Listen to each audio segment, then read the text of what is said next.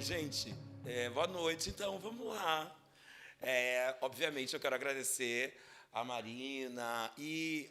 Bom, primeiro eu vou agradecer a Marina, a Pivô, institucionalmente, depois a minha mega, super amada amiga, referência, parceira de vida, de pensamento, de piscina, que me fez esse convite também para estar participando desse ciclo da Pivô, que é a Mônica. A gente está junto aí nessa vida há alguns anos.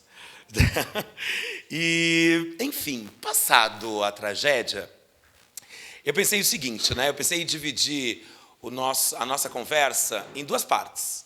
A primeira, eu vou falar sobre alguns elementos da minha pesquisa acadêmica, a partir da exposição dos Brasis, que quem não foi tem que ir. Aqui eu estou vendo um monte de artista, estou vendo lá a Charlene. Charlene, eu acabei de passar pelas tuas sinalizações, e eu não tinha visto quando eram as tuas, e disse para a Mônica, nunca mais eu vou conseguir olhar para essas coisas sem pensar na Charlene. Não, mas é da Charlene. Então, resolvi dividir nessa parte e também fazer um ensaio com vocês. Se a gente está aqui se pondo à prova, eu quero me colocar à prova também. Vai ser a primeira vez que eu vou falar publicamente um pouco do meu projeto de pós-doc, que é um pouco uma nova frente, assim. Vocês vão ver que ele se relaciona muito profundamente com o dos Brasis, e é quase como se fosse... a gente falava disso na casa da Rosana, é quase como se fosse a próxima etapa, porque o meu projeto de pós-doc trata sobre a ausência de artistas negros brasileiros no debate internacional sobre arte e diáspora. Eu trouxe alguns números, não vou ficar entregando tudo, porque eu ainda não fiz a pesquisa, estou fazendo, e é alarmante, é assustador. Como é possível que se discuta, principalmente a partir dos Estados Unidos e de alguns países europeus, que a gente discuta, é um campo consolidado, o campo da história da arte e diáspora, e isso é praticamente a ausência de artistas negros, sendo que nós fomos o principal destino da diáspora, somos a maior população negra fora do continente africano. O que isso tudo quer dizer? Né? É um pouco nesse lugar que eu estou agora. Enfim, venho dessa correria louca que foi fazer dos Brasis, né? Foram 5 anos de projeto, 2 anos de viagens por todo o país. Em hipótese alguma, esse Igor aqui sentado é o mesmo que começou esse projeto. Não se passa incólume a uma viagem por esse país inteiro, encontrando gente preta que faz e pensa a arte o tempo inteiro. Então, é um pouco disso. Eu fiz uma certa apresentação, porque quem me conhece um pouco mais sabe que eu não paro de falar. E, ao mesmo tempo que eu não paro de falar, eu tomo uma frente, assim, tipo, e aí eu vou para lá e esqueço do que eu estava falando no início, tá? Então, eu fiz uma apresentação mais para guiar. E também, a ideia é fazer uns 50... Bom, agora eu já nem sei mais, gente. Mas era fazer uns 50 minutos de fala. E aí depois a gente ficar com o resto do tempo para conversar e tal. Só uma introdução. Vamos lá? Então, eu vou começar a partir desse projeto, né? Por que eu estou começando a partir dele? Porque, de alguma maneira, e é importante dizer que dos Brasis é um projeto coletivo. Ele é coletivo em todos os sentidos que essa palavra tem. Ele é um projeto de mentes pretas, encontrando pessoas pretas e olhando para a produção de gente preta no campo da arte. Isso também significa partir do princípio de que nós, em nenhum momento desse projeto, lidamos com a ideia de a invisibilidade da arte preta produzida no Brasil, o silenciamento da arte preta produzida no Brasil. Esses termos, e tampouco essa é uma apresentação, é uma exposição que apresenta as ausências sentidas da arte brasileira. Não. Primeiro ponto, essa é uma exposição de presença. A gente afirma a presença. Segundo ponto, nunca houve invisibilidade ou silêncio entre nós. Dizer que nós fomos invisibilizados significa dar muito crédito para o olhar da branquitude. Significa dizer que essa arte, que esse pensamento, que as nossas existências só passaram a existir no momento que a branquitude nos viu. Não, não se trata disso. O meu campo de trabalho eu ainda estou tirando vidros, tá? Então pode voar cacos em vocês. O meu campo de trabalho é a história da arte. Eu sou doutor em História, Teoria e Crítica da Arte, mas eu também venho da educação. Acho importante dizer isso. A minha graduação é licenciatura, o meu mestrado foi Educação, e o meu doutorado é História, Teoria e Crítica. Embora o meu mestrado já tenha sido com temas da história da arte, eu acho importante pontuar isso, porque todos os projetos que eu faço, eles partem de uma premissa, que e eu vou falar um pouquinho melhor disso depois, que é horizontalidade entre a dimensão, entender que uma exposição ela é feita de horizontalidade entre os agentes que produzem essa exposição. Isso significa dizer que o educativo não é aquele lugar que está lá depois ilustrando a ideia do curador. O educativo tem que estar no projeto, pensando o projeto.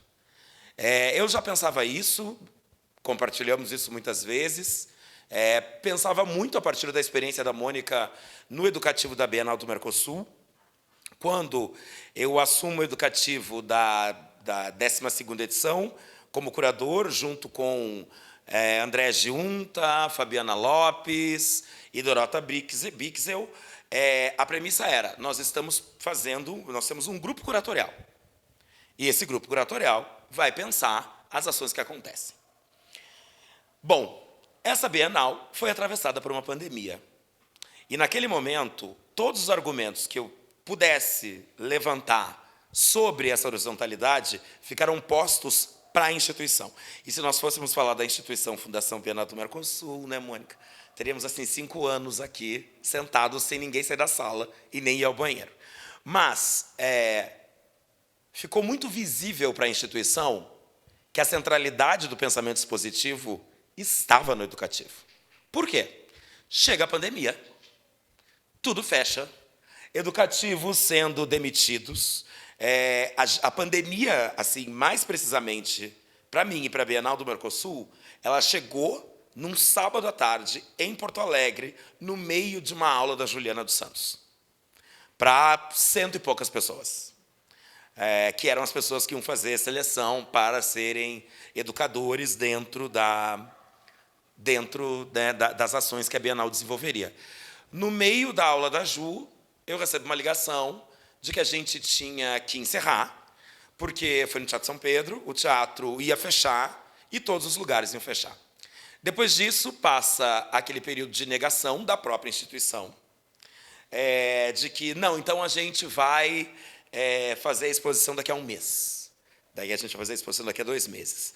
Nesse sábado, em que tudo fecha, várias artistas, era uma Bienal pensada a partir da prática de mulheres artistas, nos sentidos mais amplos que a ideia de mulheridade pode ter, e várias artistas de vários lugares, de diferentes lugares do mundo, que iam fazer trabalhos em Porto Alegre, específicos para a Bienal, ações, performances, enfim, todas as coisas que você pode imaginar já estavam em Porto Alegre.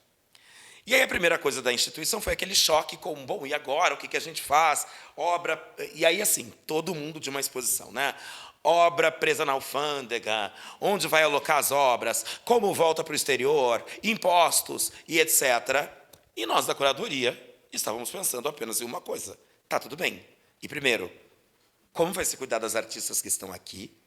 E o que está acontecendo com as outras que estavam organizadas para aqui estar? Começamos, Fabi e eu, um movimento que era mandar mensagem para algumas dessas artistas, dizendo, tá tudo bem, você está segura? E aí, essas artistas começaram a nos mandar vídeos, dizendo, tá tudo bem, está super difícil, é muito estranho, ainda não entendi bem o que aconteceu. Resumindo, a gente sentou de novo com as outras curadoras, com a Andréia, com Dorota, e começamos a nos comunicar assim com essas artistas. E aí a gente foi percebendo que a gente foi construindo um enorme arquivo. Ó, viu? Eu ia falar de dos Brasis, eu já estou aqui falando da Bienal do Mercosul. Mas a gente fez um enorme, não é arquivo a palavra, a gente fez um enorme apanhado sobre essas mulheres em diferentes condições. Desde uma artista indígena colombiana até, sei lá, Renata Felinto no Cariri. Era isso, tipo. E as pessoas começaram a nos mandar mensagens dizendo que aquilo estava tudo bem. Ok, dramas institucionais. Qual é a primeira reunião da instituição? Bom, né, não vamos contratar mais os educadores, porque vamos esperar, não sabemos o que vai acontecer. Então, as 80 vagas que tinham para os educadores desaparecem naquele momento. E isso aconteceu 2 dias antes da assinatura dos contratos. A lista final ia sair depois da aula da Ju, foram meses, e ela ia sair depois da aula da Ju, e isso era um sábado, na segunda-feira começariam a assinatura dos contratos. Ou seja, não tinha nem como argumentar, porque não tinha contrato assinado com esses educadores. Né? Teria como argumentar, a gente sabe que teria. E aí a reunião seguinte foi, bom, Igor, a gente vai te manter, para a gente pensar em alternativas, mas assim, o grupo do educativo não tem mais por que a gente manter. E aí o grupo do educativo era assim, a Renata Sampaio. Renata, Cris, Barros, Lucas, que vinham comigo ali, pensando aquilo e nas disputas com o financeiro, com... Estou olhando para a cara da Mônica, eu tenho vontade de rir, porque eu estou falando isso e eu sei que ela está vindo as imagens na cara dela de todas as pessoas. Enfim, com uma figura lendária da Bienal, que é o responsável pelo financeiro e que é a única existência desde a primeira Bienal do Mercosul até a última. Então, se qualquer coisa que se queira fazer dentro dessa Bienal, é preciso convencer o seu Volmir. Mas, enfim,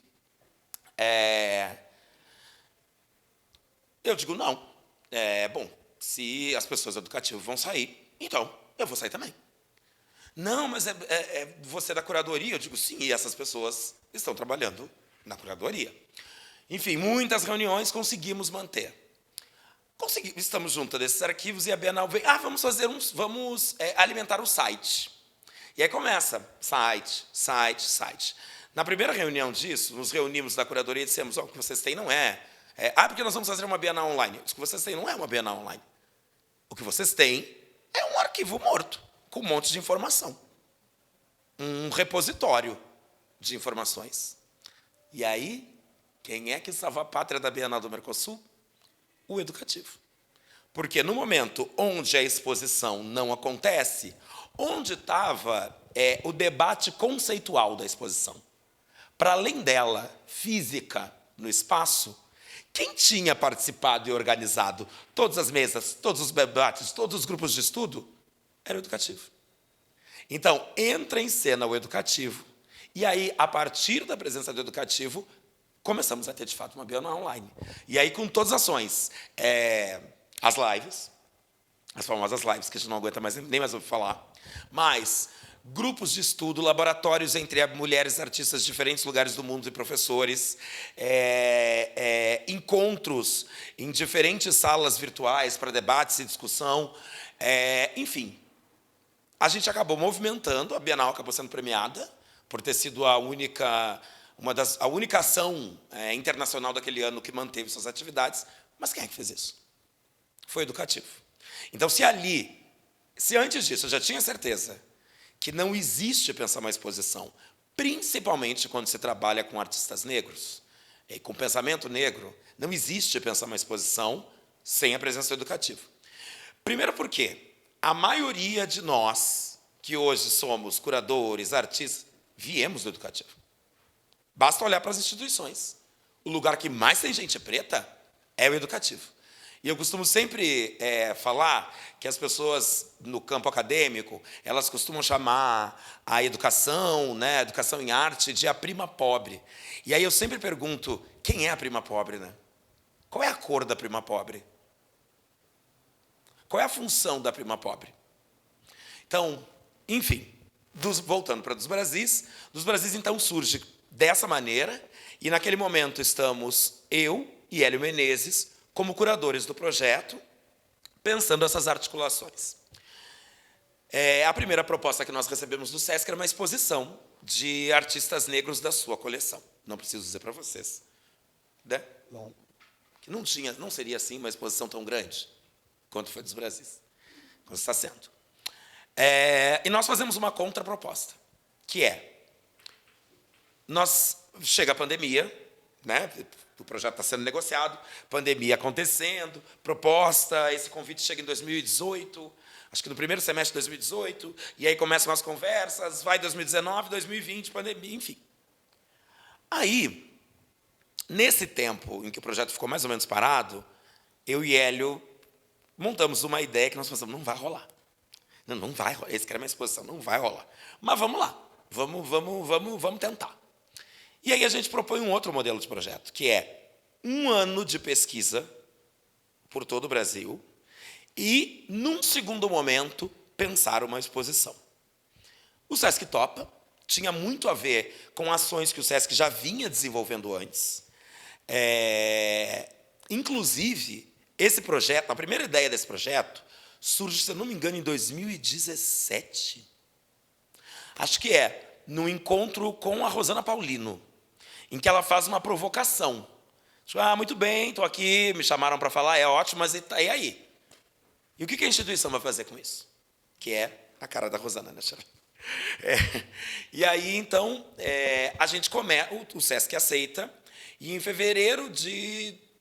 em novembro de 2021, a gente começa as movimentações do projeto. Então, reuniões e produção e etc. E início de 2022, ainda na metade de 2021, a gente começa as viagens. Viajar. E aí a gente tinha uma coisa, um elemento importante diante de nós que a gente tinha que pensar, pode passar, que era, havia uma dimensão muito colonial nesse projeto, que era o quê? Lá vai o curador do Sul e o do Sudeste, embora seja nordestino, vive em São Paulo, visitar gente preta, escolher objetos e expor em São Paulo. Era algo que estava posto.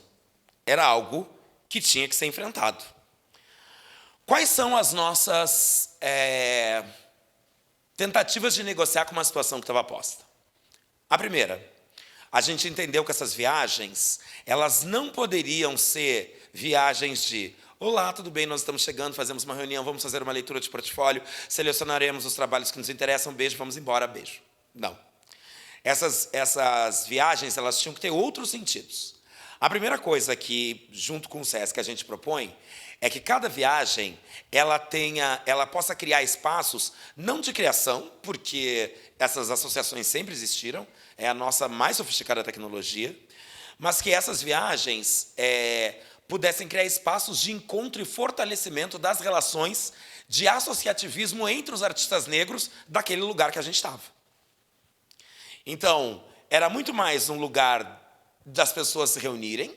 Então, geralmente, tinham 3 momentos, assim. Esse momento, onde a desculpa era uma fala sobre o projeto, mas que já era para chamar gente preta. E como que isso acontecia? Cada lugar que a gente ia, ele tinha, e aí só era possível com o SESC, né, que é uma instituição que está no país inteiro, cada lugar que a gente ia fazia uma programação. Mas nós também colocávamos em jogo os nossos contatos e íamos falando com, sei lá, fulano está na, sei lá, vou pensar na Paraíba. Tiago Costa estava na Paraíba. A gente ia para Paraíba. Tiago, articula aí, com quem que a gente fala? Como que vai ser? Porque a gente não sabia o que ia encontrar quando chegasse. Se de fato havia. E, de fato, eu costumo dizer que o primeiro resultado dos Brasis foi o próprio questionamento dos artistas em cada uma das regiões ao próprio SESC. Por quê? Porque o SESC estava fazendo esse projeto gigantesco, com um superinvestimento, mas quando a gente chegou em Salvador, por exemplo, a gente ouvia artistas dizendo, a gente está aqui porque vocês estão aqui. Nunca nos chamaram para nada. Teve casos, como, por exemplo, no Pará, onde um grupo de artistas nos mandou mensagem dizendo, aí já, enfim, Hélio é convidado para a Bienal, Hélio vai para a Bienal, eu assumo a curadoria geral do projeto. Primeira questão, eu olho e digo, gente, mas isso aqui está a festa da bicha preta. Só tem homem nesse projeto. E aí, bom, vamos chamar, tem que ter uma mulher nessa curadoria. Aí começa toda aquela coisa institucional, tem que ser uma curadora, que seja famosa, que nem tu e o Hélio, e tal, e etc. E vai, e convite, conversa e tal. E eu começo a viagem com a Lohane. A gente vai primeiro para Roraima. Eu não vou contar o que eu vou contar o que aconteceu em Roraima, ela vai me matar. Porque na primeira viagem que eu e Hélio fizemos para o Rio, nós pegamos Covid. Na primeira viagem... Não, a gente até hoje não sabe se é Covid, porque a gente testava, dava negativo, mas os sintomas eram todos os mesmos, enfim. Primeira viagem da Lohane em Roraima, Lohane pega Covid. Então, Roraima para Lohane foi 1/4 do IPS. Tá? Mas a gente começa a fazer as viagens e eu vejo aquela mulher muito jovem, muito competente, escrevendo muito. E aí, uma tarde, eu passo o dia inteiro em casa lendo o que a Lohane produzia e ligo para o Sesc e digo, a curadora está dentro do projeto, porque a Lohane era pesquisadora do projeto. A curadora está dentro do projeto. E aí, Lohane entra como curadora, não mais como pesquisadora. Faço o convite para o Marcelo Campos. Assim, eu tendo a não gostar de curadorias sozinho. Eu acho complicado. Às vezes a gente não consegue, né? Mas eu, sempre que posso, eu gosto de fazer isso com mais gente. Né? Eu acho que, coletivamente, a gente também se questiona.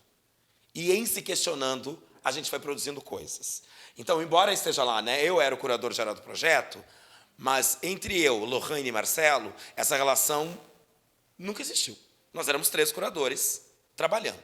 Eu era só aquele que tinha entrado primeiro no projeto. Enfim, começamos essas viagens pelo Brasil e é no centro dessas viagens... Enfim, desculpem, eu ainda estou um tanto quanto... Então, tínhamos essa questão. Estava falando do Pará, porque estávamos eu e Lohane, e um grupo de artistas muito jovens manda uma mensagem para a gente e diz, a gente quer encontrar vocês, mas a gente não vai entrar no Sesc. Tá bem? A gente não vai, a gente só vai conversar com vocês se vocês vierem numa casa que a gente está montando aqui na periferia de Belém, e porque a gente não vai participar disso. As pessoas não sabiam nem como nos contatar, porque elas não nos conhecem.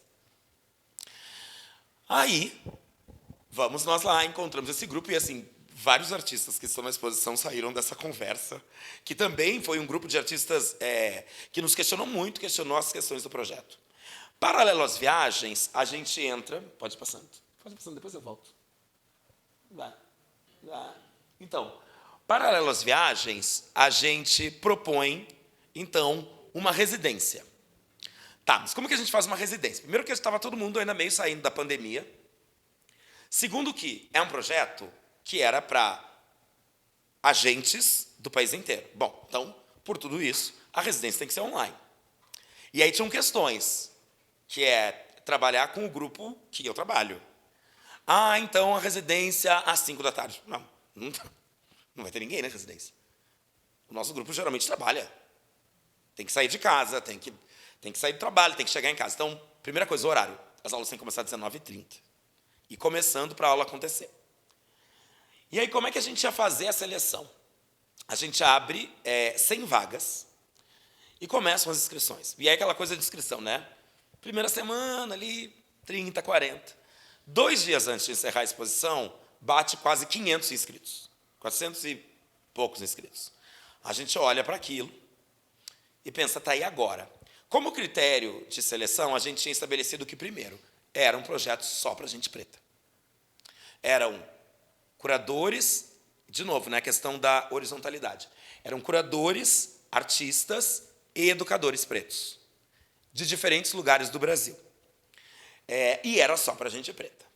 Só que tinha essa questão institucional, era difícil o processo que dizer, é um programa só para gente preta. E aí a gente começa a pensar nas maneiras. Então, o nome, Pemba, Residência Preta. O símbolo que veio, o símbolo do Adinkra do projeto, vem para Residência Preta. Ele vem para Pemba, tipo, Residência Preta. Vídeos de divulgação, curadores pretos, artistas pretos e etc. Convidados, todos pretos. E aí a gente começa a pensar, tá, mas como é que a gente vai fazer isso na inscrição? E aí a gente recorre. Primeiro que a gente não podia pedir portfólio, A gente sabe que isso não é uma realidade. A gente lida muito com uma realidade de produção artística que só existe na Avenida Paulista, que não é a realidade. Essa ideia de sistema da arte brasileiro canônico que a gente utiliza é o sistema da Avenida Paulista. E aí, assim, a gente ouvia algumas vezes perguntas tipo: o arquiteto que pensa a expografia das exposições de vocês. Gato, não. Não, o artista é o educador, é o artista, é o curador, é o organizador, é quem monta a residência. Esses papéis todos se misturam. E a mesma coisa, a ideia de portfólio. Se para um artista que está no Sudeste, lidando com as engrenagens desse sistema, na maioria das vezes, profundamente perverso, muitas vezes não tem um portfólio organizado, e a gente que participa de seleção vê isso, né? Às vezes a gente está na seleção, olha o trabalho de um artista e pensa: que incrível, mas cadê? Gente, por que não diz nada aqui? Vê essa foto, não dá para enxergar direito. Imagina pedir para um bando de artista preto, sei lá, que ia de uma ponta a outra do país, a gente vai selecionar com portfólio. Então a gente pedia qualquer coisa que as pessoas tivessem. Imagens, links, Instagram. A gente foi também fazer pesquisa de Instagram. Os links que a gente pudesse entender o trabalho. E um vídeo.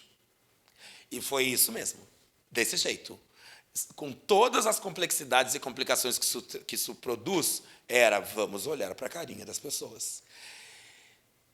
A parte tragicômica disso é que nós tivemos várias pessoas brancas inscritas. E aí, quem vem participando de prêmio, de seleção, de prêmio, de edital, de residência, dá para ver umas estratégias que têm sido utilizadas, que como você se auto-identifica. A gente viu isso, né? Como você se auto-identifica? Prefiro não... Faz a Glória Pires. Prefiro não comentar. Como você se identifica em termos de raça? Prefiro não comentar. Quando vem esses prefiro não comentar, certo que é uma pessoa branca, com medo de perder vaga pela ideia do que ela acha que vai ser uma cota só para indígena, dissidente de gênero, é batata. E aí a parte tragicômica é que a maioria desses casos eram de pessoas de Santa Catarina. Tinha um caso de uma menina loira, eu diria que ela era quase albina de tão branca, se inscrevendo e se identificando, enfim. Bom, ampliamos as vagas, de 100 passamos para 150 vagas, conversamos com os orientadores, e aí a gente tinha 5 orientadores. Juliana dos Santos, Yuri Cruz, Ariana Nuala, Renata Sampaio e Rafa Biquir. Eram as 5 orientadoras do projeto. Gente, dá para aumentar pelo menos mais 10 pessoas em cada turma, porque eram para ser turmas de 20 pessoas. Bora, vamos lá. Então, aumentamos. Processo de seleção. O processo de seleção, obviamente, tinha que observar o recorte geográfico. Por quê? Porque eu não preciso dizer para vocês que, sei lá, 40% dos inscritos eram de São Paulo, do Rio de Janeiro. 40% dos inscritos. E aí, assim, a gente vai ter que fazer uma conta aí para garantir participação de todo o Brasil. Teve alguns estados, que eu não vou dizer quais são, que não teve inscritos. E que aí lá foi a gente catar, fazer contato, e conhece fulano, e conhece ciclano. Vem fazer e tal. E foi incrível. Eu acho que se o dos Brasis tivesse parado na Pemba, seria uma enorme pena, mas muita coisa já teria acontecido. Assim, os grupos eram grupos que tinham que ter artistas, educadores e curadores e pesquisadores. Tinham que ser pessoas que eram de diferentes regiões. Como aconteceu agora com o processo curatorial da exposição, a gente ouviu muito artista de São Paulo, por exemplo, dizendo: como que eu não fui selecionado para Pemba? Porque tinha um coeficiente para pessoas de outras regiões do Brasil. Aí pode voltar lá onde eu estava. Essas aulas tinham, pode ser aí, elas eram baseadas em encontros do orientador com o seu grupo e, ao mesmo tempo, aulas públicas. E essas aulas públicas eram isso, elas eram em link aberto, e aí a gente teve encontros com o professor Kleber Amanso, da Universidade Federal do Recôncavo Baiano, Rosana Paulino, Rosane Borges, Renata Bittencourt, Renata Sampaio, Denise Ferreira da Silva, Casti, inclusive, ia participar e teve um problema no dia da participação e não pôde participar. Enfim, essas aulas duraram, acho que 2 meses e meio, ou quase 3. E ali a gente começou a ver alguns projetos. Desde o início estava posto, não é uma seleção para exposição. Não é do tipo, nós estamos na Apemba, então nós estamos na exposição. Não se trata disso. A ideia era que a gente era um procedimento de pesquisa e que a gente pudesse encontrar a produção desses artistas a partir do compartilhamento. Do que a gente, de criar espaços onde a gente, do projeto também, pudesse oferecer coisas, não só pedir coisas. Foi isso. Esse é um pouco os estados que a gente viajou. A gente não foi para todos os estados, nós fomos para todas as regiões, porque não deu tempo, literalmente. Não deu tempo de ir a todos os lugares, mas esses foram os estados. A gente não fez no Sul e em São Paulo e no Rio de Janeiro esses encontros que a gente fazia em todos os lugares. A gente tinha no Sul, eu estava fazendo a curadoria, encontrei o Leandro hoje na entrada, fazendo a curadoria do Presença Negra, que era uma ação do Museu de Arte do Rio Grande do Sul com o SESC do Rio Grande do Sul. Então, a pesquisa para dos Brasis no Rio Grande do Sul era essa curadoria, que eu não preciso dizer para vocês como era importante para aquele estado, que se projeta como uma pequena Europa nos trópicos, mas que tem em Porto Alegre uma cidade com mais terreiros do que Salvador. Ok, vamos adiante. E o mesmo em São Paulo e no Rio de Janeiro. Nós não fizemos encontros. Eram os artistas mais acessíveis e aí a gente foi estabelecendo redes também com esses artistas. Por trás de toda... Agora volta, eu estou bem... Volta. Não, estou indo para frente, Maria. Não, mais um pouquinho. Pode passar, vai para frente. Passa. Aí. Tinha algumas premissas, e aí eu chego nas minhas pesquisas e na maneira como essas pesquisas foram se ampliando, reunindo as pesquisas de Marcelo Lorraine. Quando nós assumimos a curadoria, os 3, tem uma questão no projeto. Nós somos 3 historiadores da arte. Então, a gente ia lidar com questões relativas à maneira como a história da arte, essa história da arte nomeada brasileira, tinha sido pensada e escrita. Estava posto. Eu entrava com a questão da história da arte e o debate que eu vinha já fazendo da ideia de arte branco-brasileira, que eu já vou falar agora um pouco. Lorraine, com uma pesquisa conceitual incrível que ela faz, onde ela usa a ideia de drible como um conceito operativo para pensar a produção de artistas negros brasileiros. Marcelo, com uma experiência muito grande nas questões das encantarias, das formas de religiosidade e seus atravessamentos com a produção artística contemporânea, e o projeto acabou sendo o resultado dessas pesquisas e das nossas trocas. Do meu pressuposto era, desde o início, entender que não existe possibilidade de pensar uma arte no Brasil que não tenha como central a produção de pessoas pretas. Por quê? Porque nós vivemos num país com 57% de população preta. Se a gente soma os 57% de população preta, a população indígena, as outras diásporas que vieram para o Brasil, não brancas e não europeias, a gente olha para a branquitude e percebe que eles são um grupo bem pequeno. E daí vinha um questionamento que eu venho fazendo nos últimos tempos. Hoje, me preocupa muito menos entender ou pensar o que é a arte afro-brasileira e muito mais fazer a pergunta do seu outro, que é, ora, se a arte afro-brasileira é a arte produzida por pessoas pretas, qual é o nome da outra? A gente não chegou aqui sozinho. A gente tem o trabalho da dona Sueli Carneiro atrás da gente, ensinando para a gente que toda a regra é frágil. Todo o cânone é frágil. E desde o século XVI, a estratégia da regra é simular uma ideia de força, uma ideia baseada em princípios naturais, biológicos, e automaticamente criar o seu outro. É na criação do outro que a regra simula a sua capacidade ou a sua ideia de estabilidade. Uma estabilidade que não existe. E por isso tantos ataques. Mas vamos lá. Durante muito tempo, a arte afro-brasileira foi entendida como arte de tema negro. E aí eu não preciso dizer para vocês que temos muitos textos, vou falar um pouquinho disso no final se der tempo, que falam da arte afro-brasileira como tema negro, logo, pessoas brancas também produziam arte afro-brasileira. Eu tenho exemplos que só no Brasil a gente vai encontrar. Na década de 90, início dos anos 2000, todas as produções de TV, de cinema, que falavam sobre afro-brasilidade, elas tinham quase todas a mesma ilustração, os orixás do Caribé.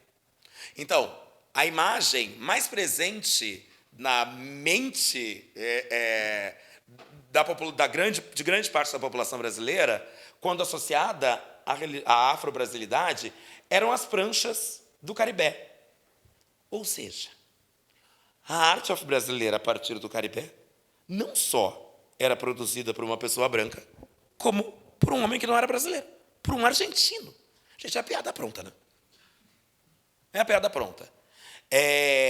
Muitas exposições, e aí eu já estou quase chegando lá, não estou quase chegando, mas estou pensando no meu projeto de pós-doc, muitas exposições internacionais, desde a década de 90, ao falar sobre existência ou arte negra no Brasil, leva artistas brancos. Todos aqueles que a gente conhece lá da Semana de 3 Dias, dessa semana aqui de 3 dias, de Cavalcante, Tarsila, todos esses. Eles sempre estão lá, assim, representando a afro-brasilidade. Em um texto de uma exposição de 2002 ou 2013, não sei se é essa data, o curador, que é brasileiro,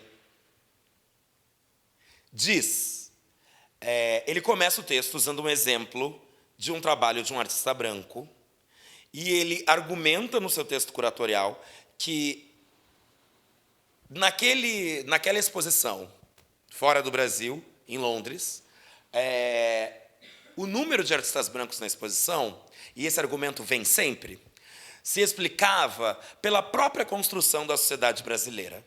Como a sociedade brasileira é estruturalmente racista, nem se falava em racismo estrutural tanto assim, mas como a sociedade brasileira é uma sociedade racista, os negros têm menos acesso. Como os negros têm menos acesso, acaba que a elaboração da experiência da diáspora é feita por pessoas brancas. Isso está escrito. Eu gosto muito de um arquivo para dizer, está aqui, ó, não estou inventando.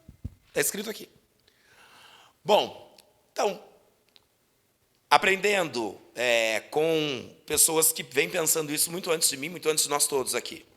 Lembro de, na entrevista da minha tese de doutorado, entrevistar a Rosana e a Ayrson e perguntar para os dois, a gente ainda precisa do termo arte afro-brasileira? E ouvir dos dois, sim. Porque nós não vivemos numa sociedade pós-racial. Então, nós precisamos de arte afro-brasileira. Desde que a gente entenda que essa é uma categoria política. E aí, na minha tese, eu fui por aí. A arte afro-brasileira é uma categoria política.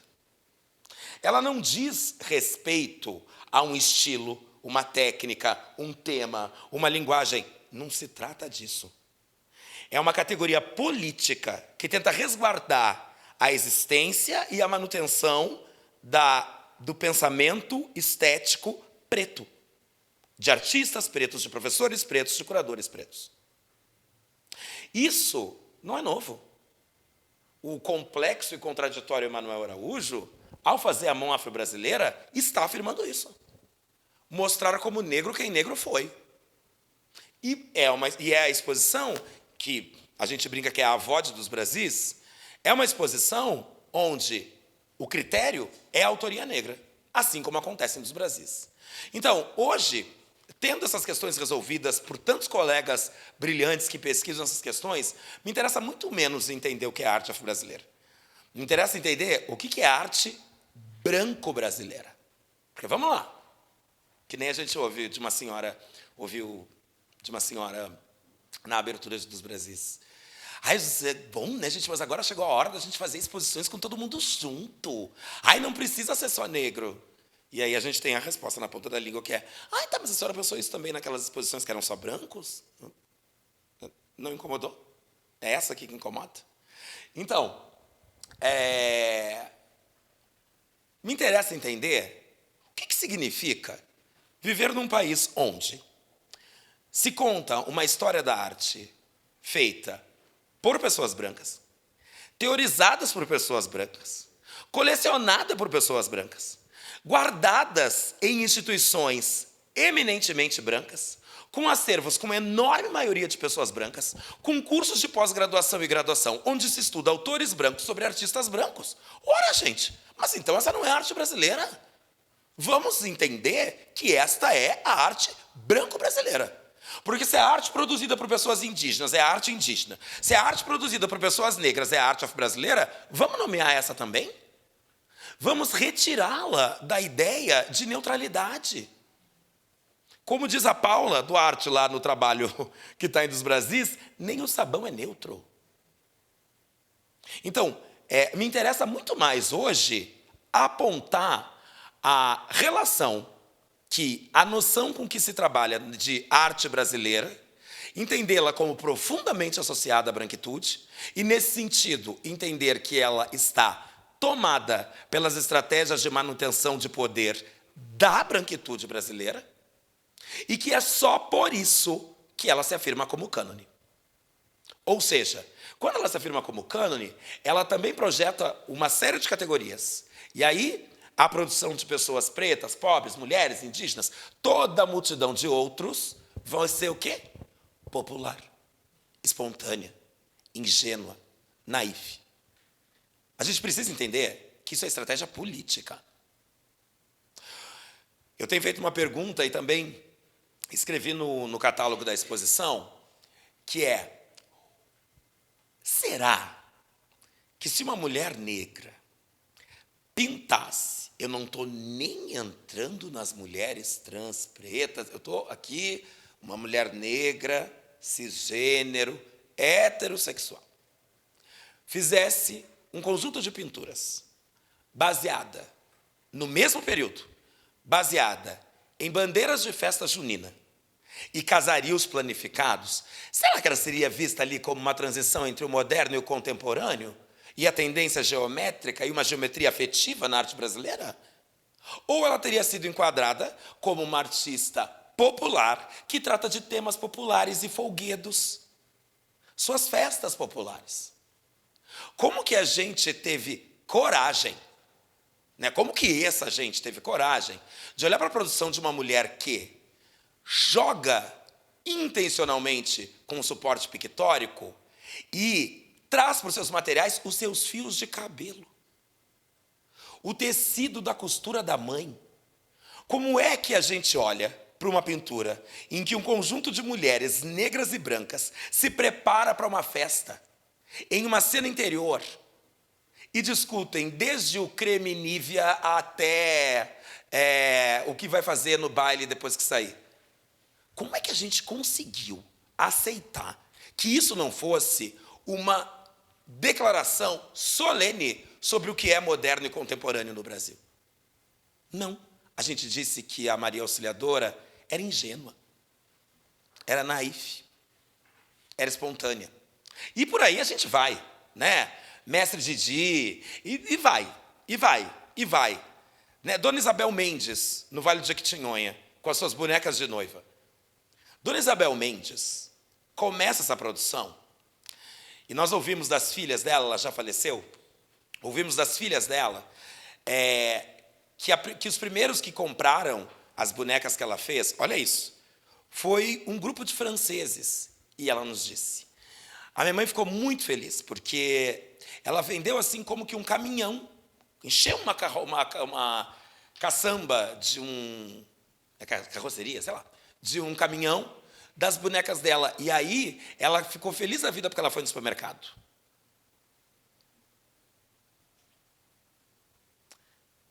Há poder e interesse nessas hierarquizações. Elas não são ingênuas. Elas não são gratuitas. Manter essas categorias, se tem uma coisa que a gente já pensava e que depois das viagens dos Brasis no Brasil, popular, ingênuo e naif é sinônimo de arte de gente preta. e pobre, e indígena, e todos os outros que não são a minoria branca brasileira. Quando uma pessoa branca... Vou dar outro exemplo. Uma paisagem meio planificada, com uma perspectiva meio enviesada, conjuntos de balões iluminados subindo ao céu, pequenininhos subindo no horizonte. E se fosse uma bicha preta que tivesse feito? A gente ia estar olhando para essa produção e dizendo, nossa, o Guinhar, né? Impressionante essa transição que a gente vive no Brasil, né, esse olhar para a cultura popular. Não, a gente não diria. Quer dizer, eles não diriam. Não disseram. Agora, se eu vou lá encontrar as esculturas do Louco Filho em Cachoeira, elas são dadas como arte popular. Então, essas categorias não estavam presentes e não estão presentes no nosso discurso curatorial de dos Brasis. Elas estavam fora. Então, a gente tinha como projeto, primeiro, centralidade do pensamento negro em qualquer debate de arte brasileira, questionar essa ideia do que a gente nomeia como arte brasileira e fazer uma exposição, como vocês devem ter visto, quem não viu vai ver, lotada. É exatamente isso. Dos Brasis é intencionalmente saturada. Aquelas paredes revestidas de obras é uma forma de manifesto. Não só nós existimos há séculos, não só nós produzimos o que talvez a dimensão mais sofisticada da produção artística brasileira, como nós somos milhares. E isso aqui é só uma partezinha. Então, pode passar. Pode ir. Eu estou tentando pegar no tranco, né?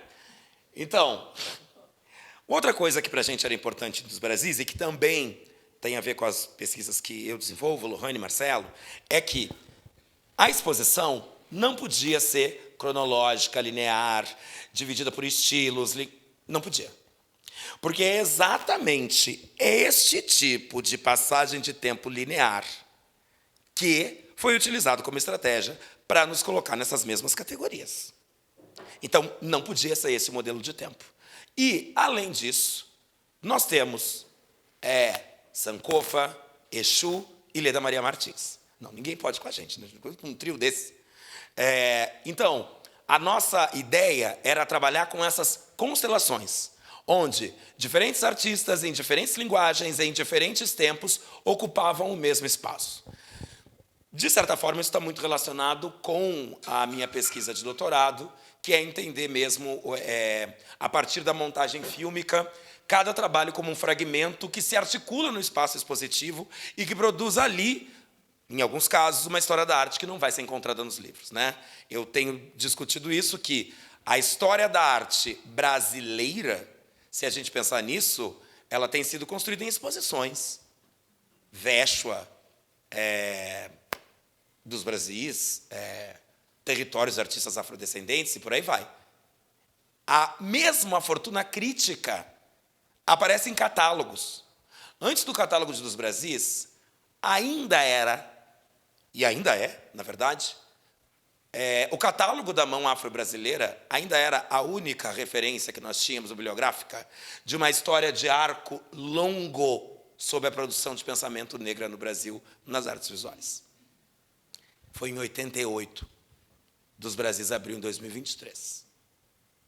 Pode passar. E aí a gente queria pensar como, se a gente tinha, né, esse número gigantesco de trabalhos e de artistas, como que a gente ia pensar esses núcleos? De novo, nós vamos lá para o pensamento preto. E aí, também, a partir dos nossos trabalhos, dos autores que a gente lidava, não houve, assim, um momento... É que nem essas manchetes todas que ficaram saindo, tipo, a maior exposição de artistas negros. Várias vezes, eu e Marcelo Lohane dissemos em entrevistas que era... Gente, não teve um momento onde nós ficamos os três, pegamos a lista de todas as outras exposições e contamos. Olha, essa aqui tem 130, essa tem 160. Então, isso não existiu. Agora... Me parece evidente que se a gente faz um trabalho pensando a produção artística da maioria da população, a gente vai ter mais artista, a gente vai ter mais trabalho e mais público. O que nos faz pensar em uma outra questão. Já larguei a apresentação há horas, né? O que nos faz pensar em uma outra questão, que é: não somos necessariamente nós que precisamos dessas instituições. São estas instituições que têm precisado da gente. Acabamos de sair de uma semana como essa. Há várias edições, a Bienal de São Paulo não trazia tanta imprensa, artista, curador, diretor de museu, de fora do Brasil para o Brasil. Há várias edições. O que chamou a atenção dessas pessoas? Eu sei que tem a Grada Quilomba, tá? Mas o trabalho de curadores pretos brasileiros. O outro eu nunca consigo lembrar o nome, o do Rainha Sofia. Manolo, né? Nunca consigo lembrar o nome dele. E uma Bienal que, desde o início, se apresentou como uma Bienal racialmente posicionada. O que aconteceu? Multidões estavam aqui semana passada. E aí, o combo Bienal dos Brasis virou uma loucura. Uma loucura a ponto de, sei lá, a gente está lá recebendo a Fundação Cartier e a National Gallery de Washington, e eu literalmente saí para pegar uma água e dar de cara com a Simone Lee e com a Thelma Golden, que eu nem sabia que estavam no Brasil, mas que tinham ido ver dos Brasis. Quem produziu isso? A produção negra brasileira. Por quê? Vê um conjunto de trabalhos que costumam ser, nos piores casos, não em todos. Tá, gente? Eu não tenho nada contra pessoas brancas. Eu até tenho amigos, olha, Mônica. Né? E eu também gosto de muitos trabalhos de artistas brancos. Então, não é isso, não se trata disso. Mas, boa parte desta produção nos últimos anos, quem vem acompanhando a produção de arte no Brasil, sabe que ela vem dando sinal de cansaço há algum tempo. A gente vinha assistindo uma saraivada, assim, quase de códigos e palavras-chave que se repetiam, assim: memória, transcendência, o invisível. E aí, não, agora não está me vindo na cabeça, mas assim, esses trabalhos todos que ficavam respeitando códigos de trabalhos que vinham sendo pensados em o centro de arte para o Brasil. Até então era Nova York e Berlim. Né? E aí, assim, se o artista não passou por esses lugares, não está bom ainda. Era isso que a gente vinha assistindo. Agora, minha professora, orientadora, amiga, e que eu vou citar sempre, Rosana, diz isso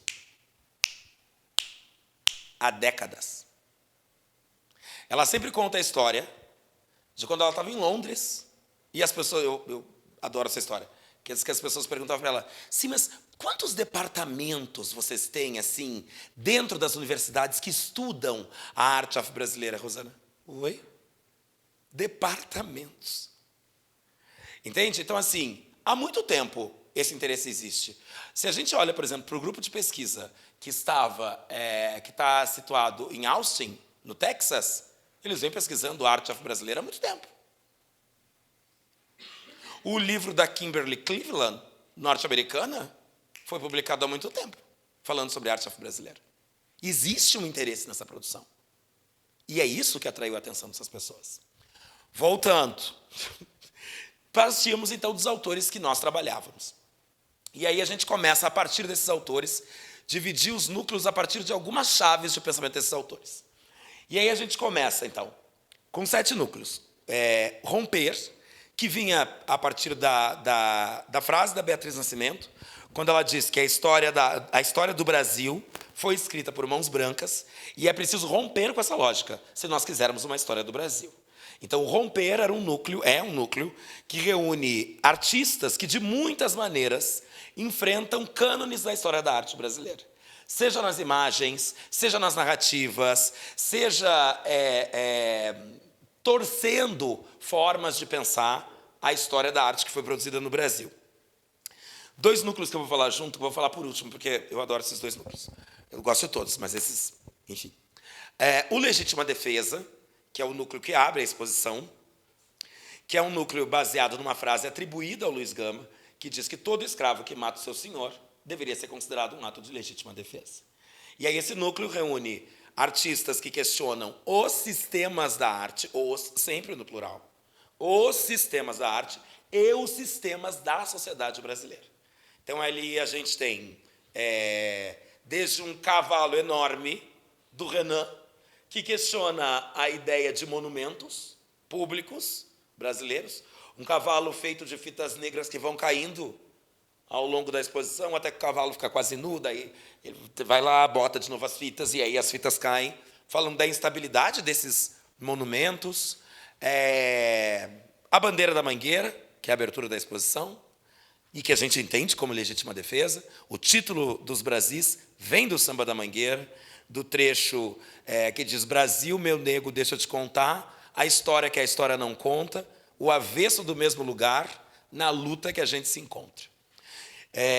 E dos Brasis, do trecho que diz: dos Brasis que se faz um país de lecis e jamelões. Então, a gente abre a exposição, na verdade, a exposição começa lá fora, com um eixo gigantesco do Jorge dos Anjos, recebendo o público.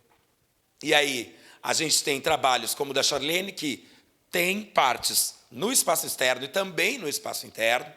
A gente tem a instalação do Rômulo, o trabalho do Lohan Dias, Elô Sanvoy, Guji, Ed Brusaca e Preta Mina, e as placas que têm virado quase meme de internet, as placas do Augusto, que são provocações para o público desde que ele chega até dentro da exposição, indicando coisas que não estão ali e que, exatamente por não estarem, instituem a provocação do trabalho. Então, tem uma que eu não tenho nenhuma foto lá, porque tentar fazer foto lá é um fracasso, porque diz curador simpático a 200 metros, ou seja, a pessoa que está do lado da placa nunca é o curador simpático, porque ela está a 200 metros. Mas algumas que produzem muita discussão são as placas que dizem diretoria indígena a 300 metros. Porque, de fato, muitas pessoas têm entrado no Sesc Belezinha e têm olhado a placa e têm dito: tem uma diretoria. Não, é um trabalho de arte. E aí, muitas das questões são colocadas. Temos o núcleo Americanas, baseado no conceito operativo da Lélia Gonzalez, que fala que a experiência de mulheres negras que vem da experiência diaspórica africana, ela também se conecta com a experiência de serem mulheres negras nas Américas. E aí ela cunha esse conceito de americanas, criando uma língua, um outro lugar de pensamento para pensar essas existências, sem deixar de lado nem as particularidades das Américas e nem a experiência geral da diáspora que funda essas Américas.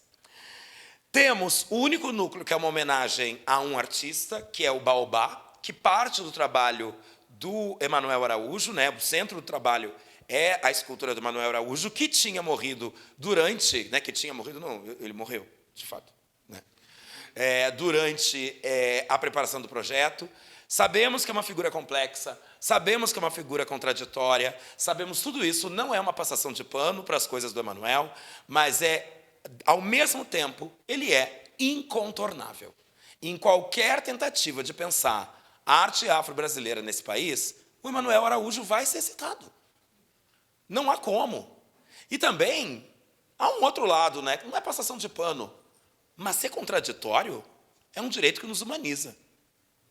E não é passação de pano, mas a gente está falando de... Eu estou aqui falando e passando pano. Não, mas é que assim... um homem negro, gay e nordestino chega em São Paulo, na década de 60.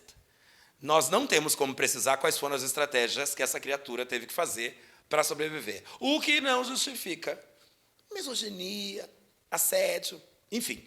Mas, em termos de pensamento afro-brasileiro, é incontornável. E tinha acontecido a morte do Emanuel. Na noite da morte do Emanuel, o primeiro contato com a produção, com a produtora, que era a Ana Helena Curti, foi: Ana, eu mandei essa mensagem, eu disse: eu estou muito mexido com a morte do Emanuel e eu acho que a gente precisa fazer uma homenagem a ele.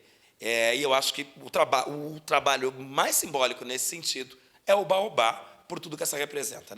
E ali a gente reúne trabalhos que atualizam uma ideia que, às vezes, está um pouco gasta, que é a ideia de ancestralidade. Porque também essa é uma chave que sempre encapsula a produção de artistas negros. Então, assim, é negro, a pessoa faz um risco na parede. Ah, é. O ponto riscado, né? A ancestralidade, gente, não. Não é essa. A religiosidade, a ancestralidade, não é a única chave para isso. Hoje eu conversava com um colega sobre isso. Se a gente quer falar, então, sobre religiosidade negra e arte, a gente vai ter que olhar para a experiência neopentecostal. Contemporaneamente, boa parte da religiosidade negra está nas igrejas neopentecostais. Está aí Dona Ventura profana que não nos deixa mentir. Né? Enfim, o Organização Já também é baseado num texto de uma fala da Lélia Gonzalez, onde ela nos chama a reforçar o nosso associativismo, entender que ele é a nossa principal tecnologia. E os núcleos que eu deixei para o final é o núcleo negro vida e o núcleo branco tema. Por quê? Porque ele se baseia nos conceitos do Guerreiro Ramos, quando ele diz que... Eu acho que eu estou dizendo coisas que estão em todos os slides seguintes. Vai passando, Marina. Vai passando, pode ir passando. Pode passar. Não, deixa aí. Aí eu passo rápido por aí. O Guerreiro Ramos, né, ele diz, no Psicopatologia Social do Branco Brasileiro, ele diz que, no Brasil, o negro tem uma dupla existência, né? Que é o negro tema ou o negro vida. O negro tema é esse negro teorizado, representado, esquadrinhado pela perspectiva branca. Né? É um negro que é uma invenção do olhar branco. E, por outro lado, ele diz, existe o negro vida. O negro vida é da ordem do movimento. Ele não tem forma definida. Ele não cabe em categoria alguma. E aí, na exposição, a gente tem o núcleo negro vida, que é um núcleo que, se vocês entrarem, é um núcleo que está na frente da piscina, na frente do baobá, e é um núcleo que, se vocês entrarem dentro dessa sala e tentarem fazer o exercício de... Entendi, né? A arte negra brasileira é figurativa. Mas então a arte negra brasileira ela é a arte que lida com a religiosidade. Olha ali o Freud, futebol, né, essa coisa negra. O que está fazendo ali a Biarritz com aqueles memes e inteligência artificial? Então é uma sala onde não é possível dizer a arte afro-brasileira é isso. E é o negro vida. E atrás dela, bem pequenininha, um puxadinho vermelho, porque a gente disse vai ser o menor núcleo da exposição, porque a gente não vai perder tempo falando disso. Mas bem pequenininha de vermelho, e esse vermelho tem um sentido. Como eu disse, somos 3 historiadores e a gente faz alusão, aquela alusão que está na cabeça dos curadores, que ninguém vai saber, mas para a gente fazia sentido, que é uma crítica que o Gonzaga Duque faz ao Estevão Silva, é elogiosa, mas ele apresenta o Estevão Silva como um grande pintor que vê mais vermelho. O vermelho dele é mais intenso porque ele é negro. E como ele é negro, ele vê mais intenso. Não tem nuances sofisticadas na pintura, transição de tons, porque é a intensidade desse homem negro que, como os seus, enfim, essencialização. A gente tem esse puxadinho vermelho, que a gente chamou de branco tema, que é como artistas pretos em diferentes épocas representaram a branquitude. E aí a gente tem desde A Dama de Branco, do Arthur Timóteo da Costa, do acervo do Marx, até 3 trabalhos que eu gosto sempre de destacar. Primeiro, são registros da performance da Renata Felinto, do White Face and Blonde Hair, exatamente a fotografia onde ela e o outro performer estão com uma peruca loira, olhando uma pintura de pessoas pretas. O Arrastão de Loiros, do Daniel Lima, né? Aquela ação que ele faz na praia, um grupo de pessoas loiras onde ninguém se mexe vendo um grupo grande de pessoas loiras andando juntas na praia. Agora eu fiquei pensando, na minha fabulação eu vou dizer que a pessoa que me assaltou ela era loira. Tá? Eu nem sei como é que era, nem olhei, mas vai ser loira. E um trabalho que eu gosto muito, de uma dupla do Maranhão, que é a Debs e o Pablo.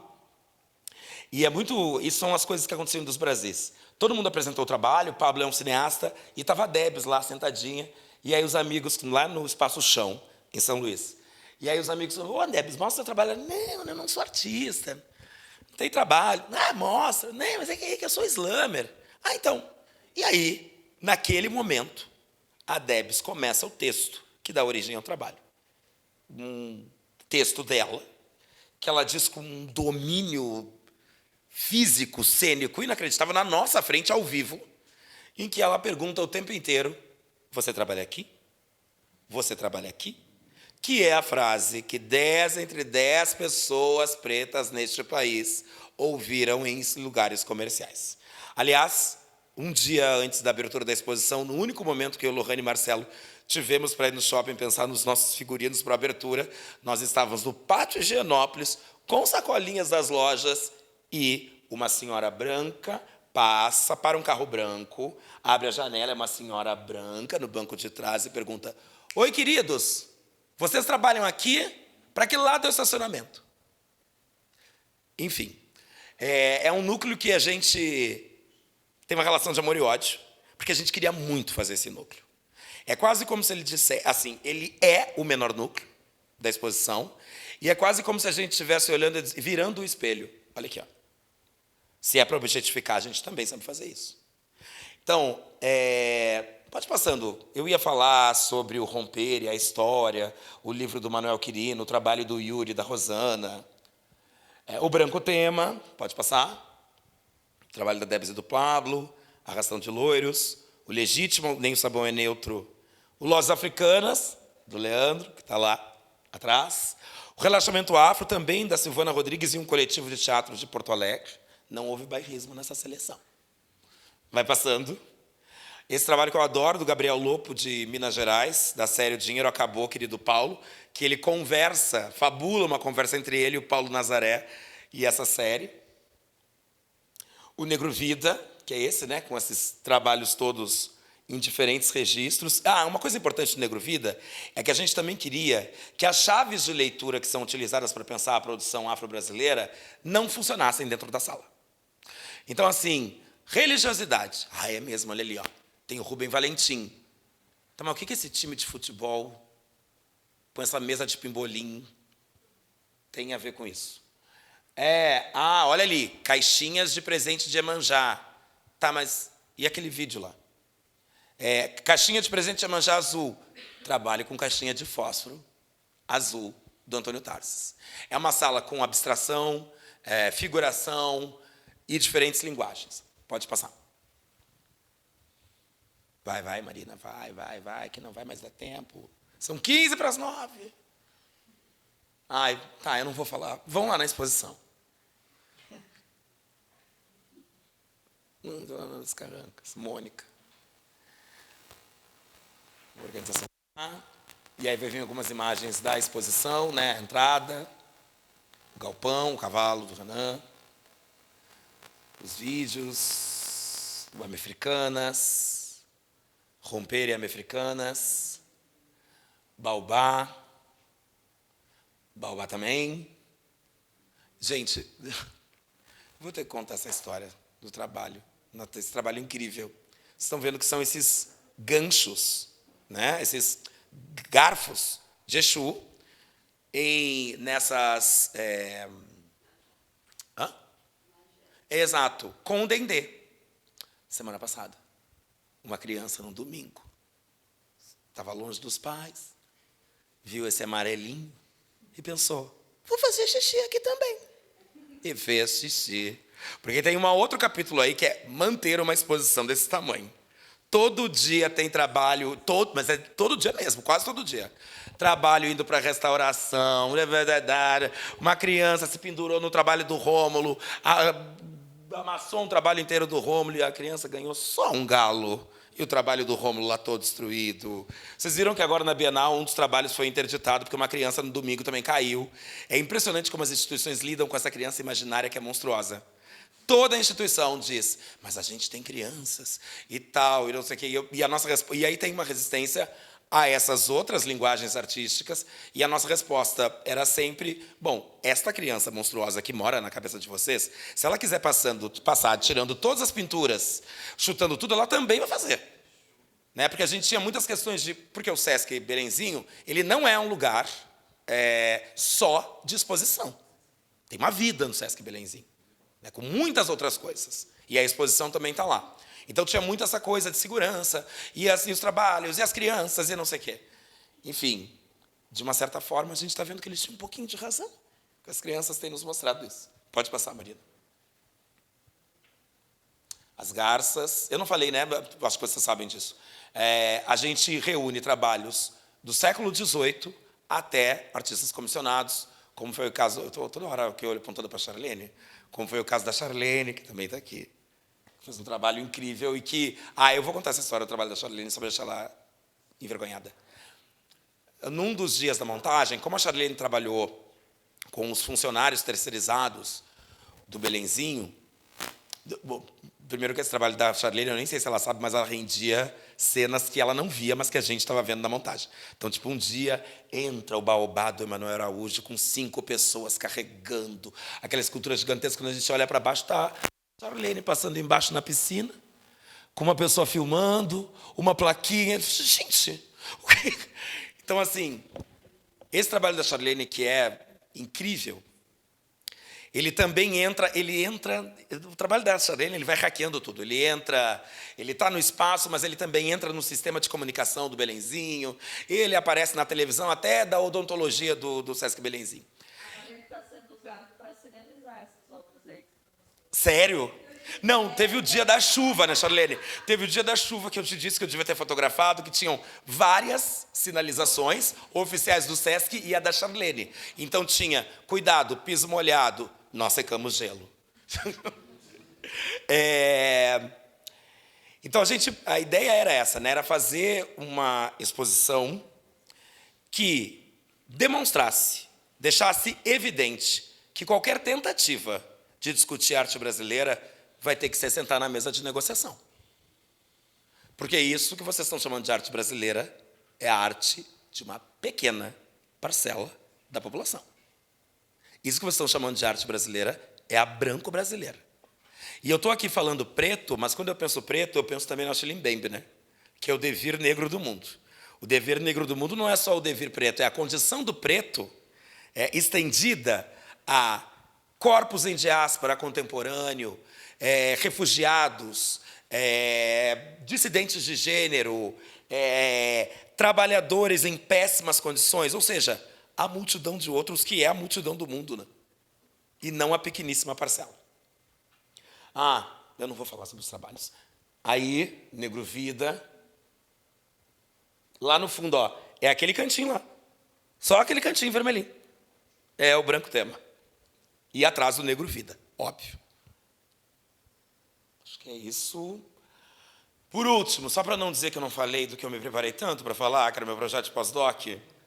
Então, não que essa discussão esteja encerrada, essa discussão não está encerrada. Eu sou professor convidado da UERJ, né? E hoje eu estava falando com a turma de pós-graduação, professor do programa de pós-graduação.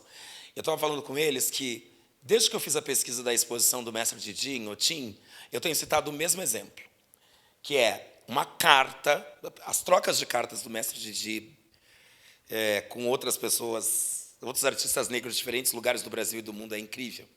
E aí tem uma carta que não é do mestre Didi, que é uma carta que o Djalma Correia manda para uma pessoa que vocês vão identificar, que diz mais ou menos assim: Oi, nego, olha só, conseguimos fechar um mês de África no Museu de Arte Moderna do Rio.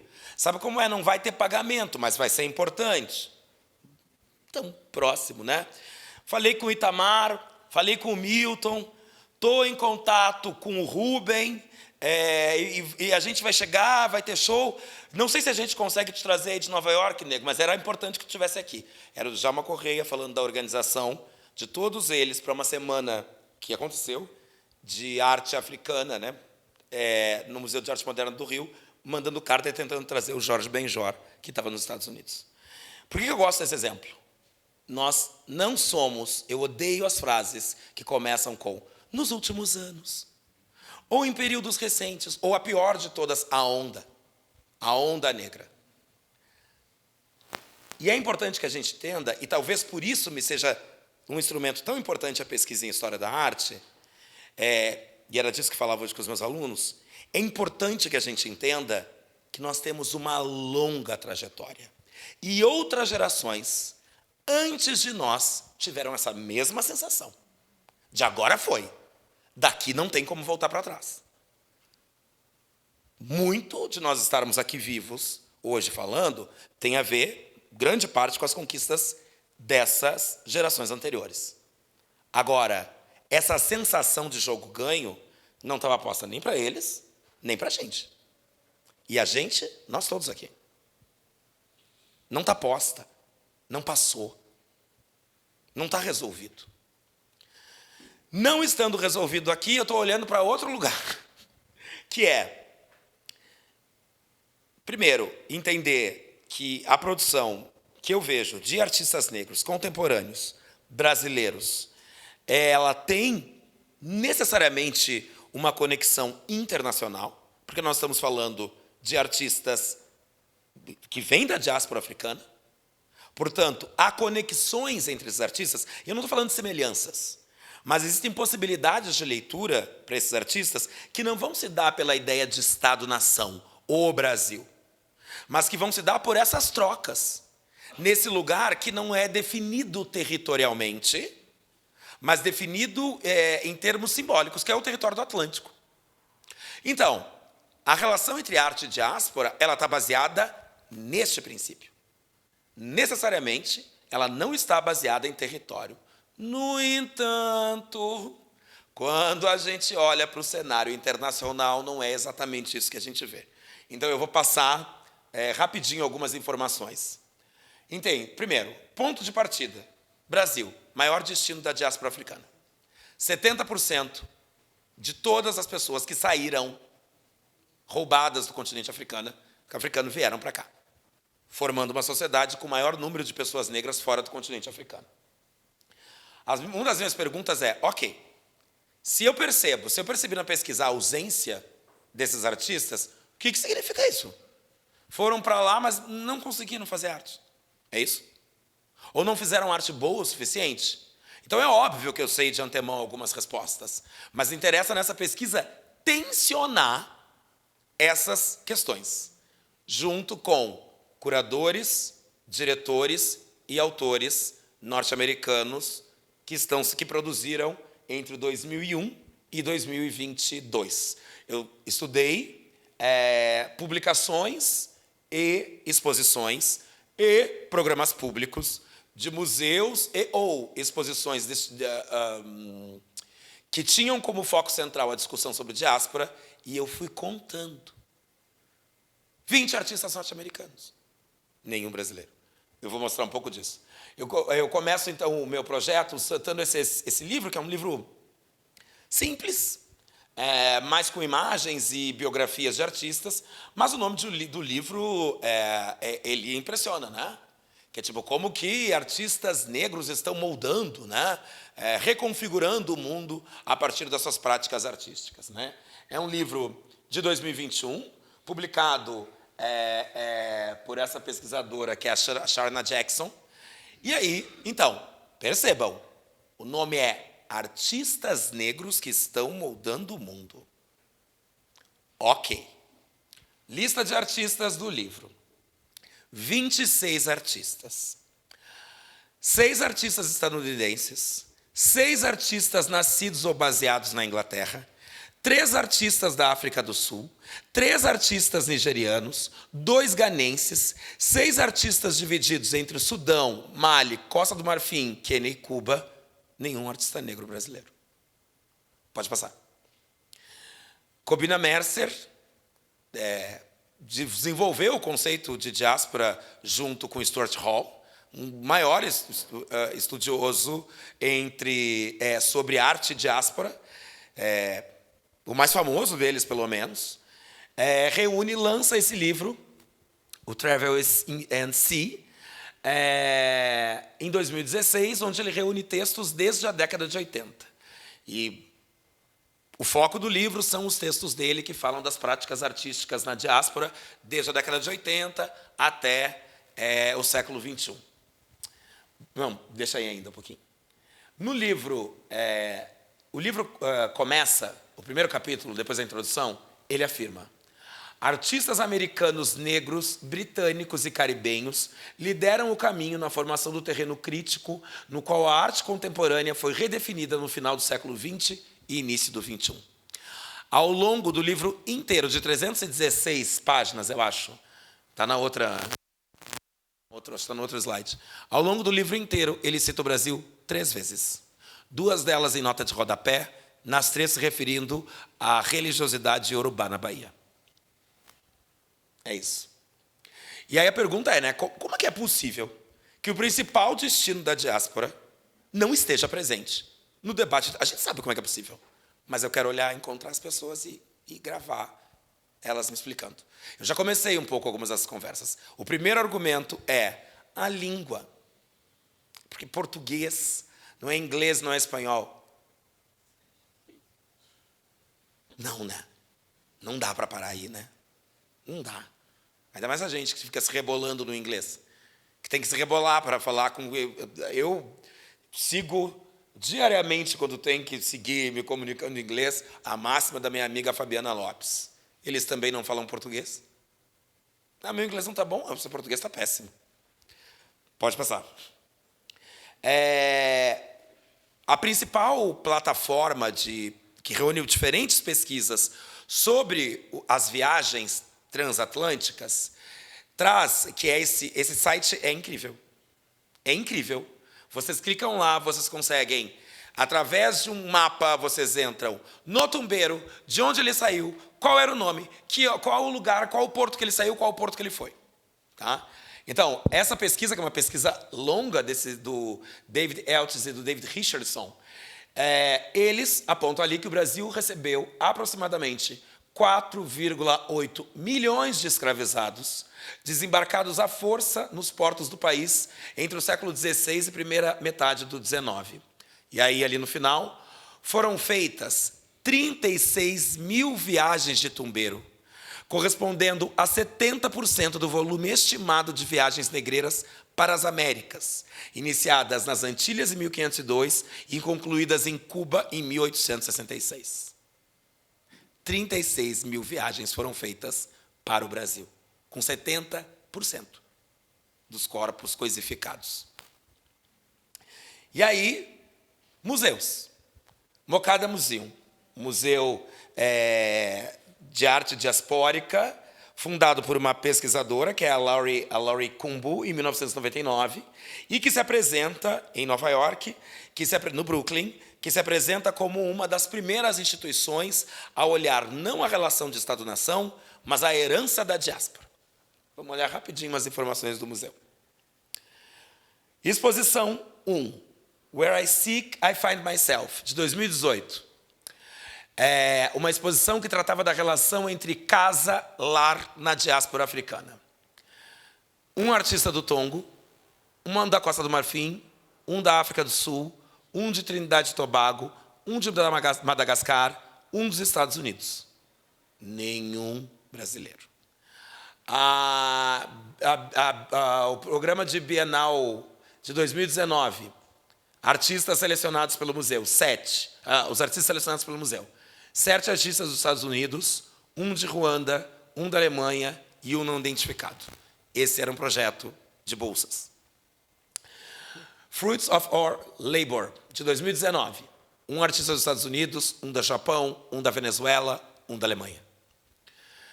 Give Me Body, Femme Redefined, uma exposição de mulheres artistas que aconteceu em 2019, que celebrava a forma feminina enquanto mente, corpo e alma de mulheres negras em diáspora, na diáspora. 12 artistas dos Estados Unidos e uma da República Dominicana. A gente estava dizendo que a experiência diaspórica não é territorial, né? Mas o museu é. E quando eu estou falando do museu, eu não estou falando só do museu.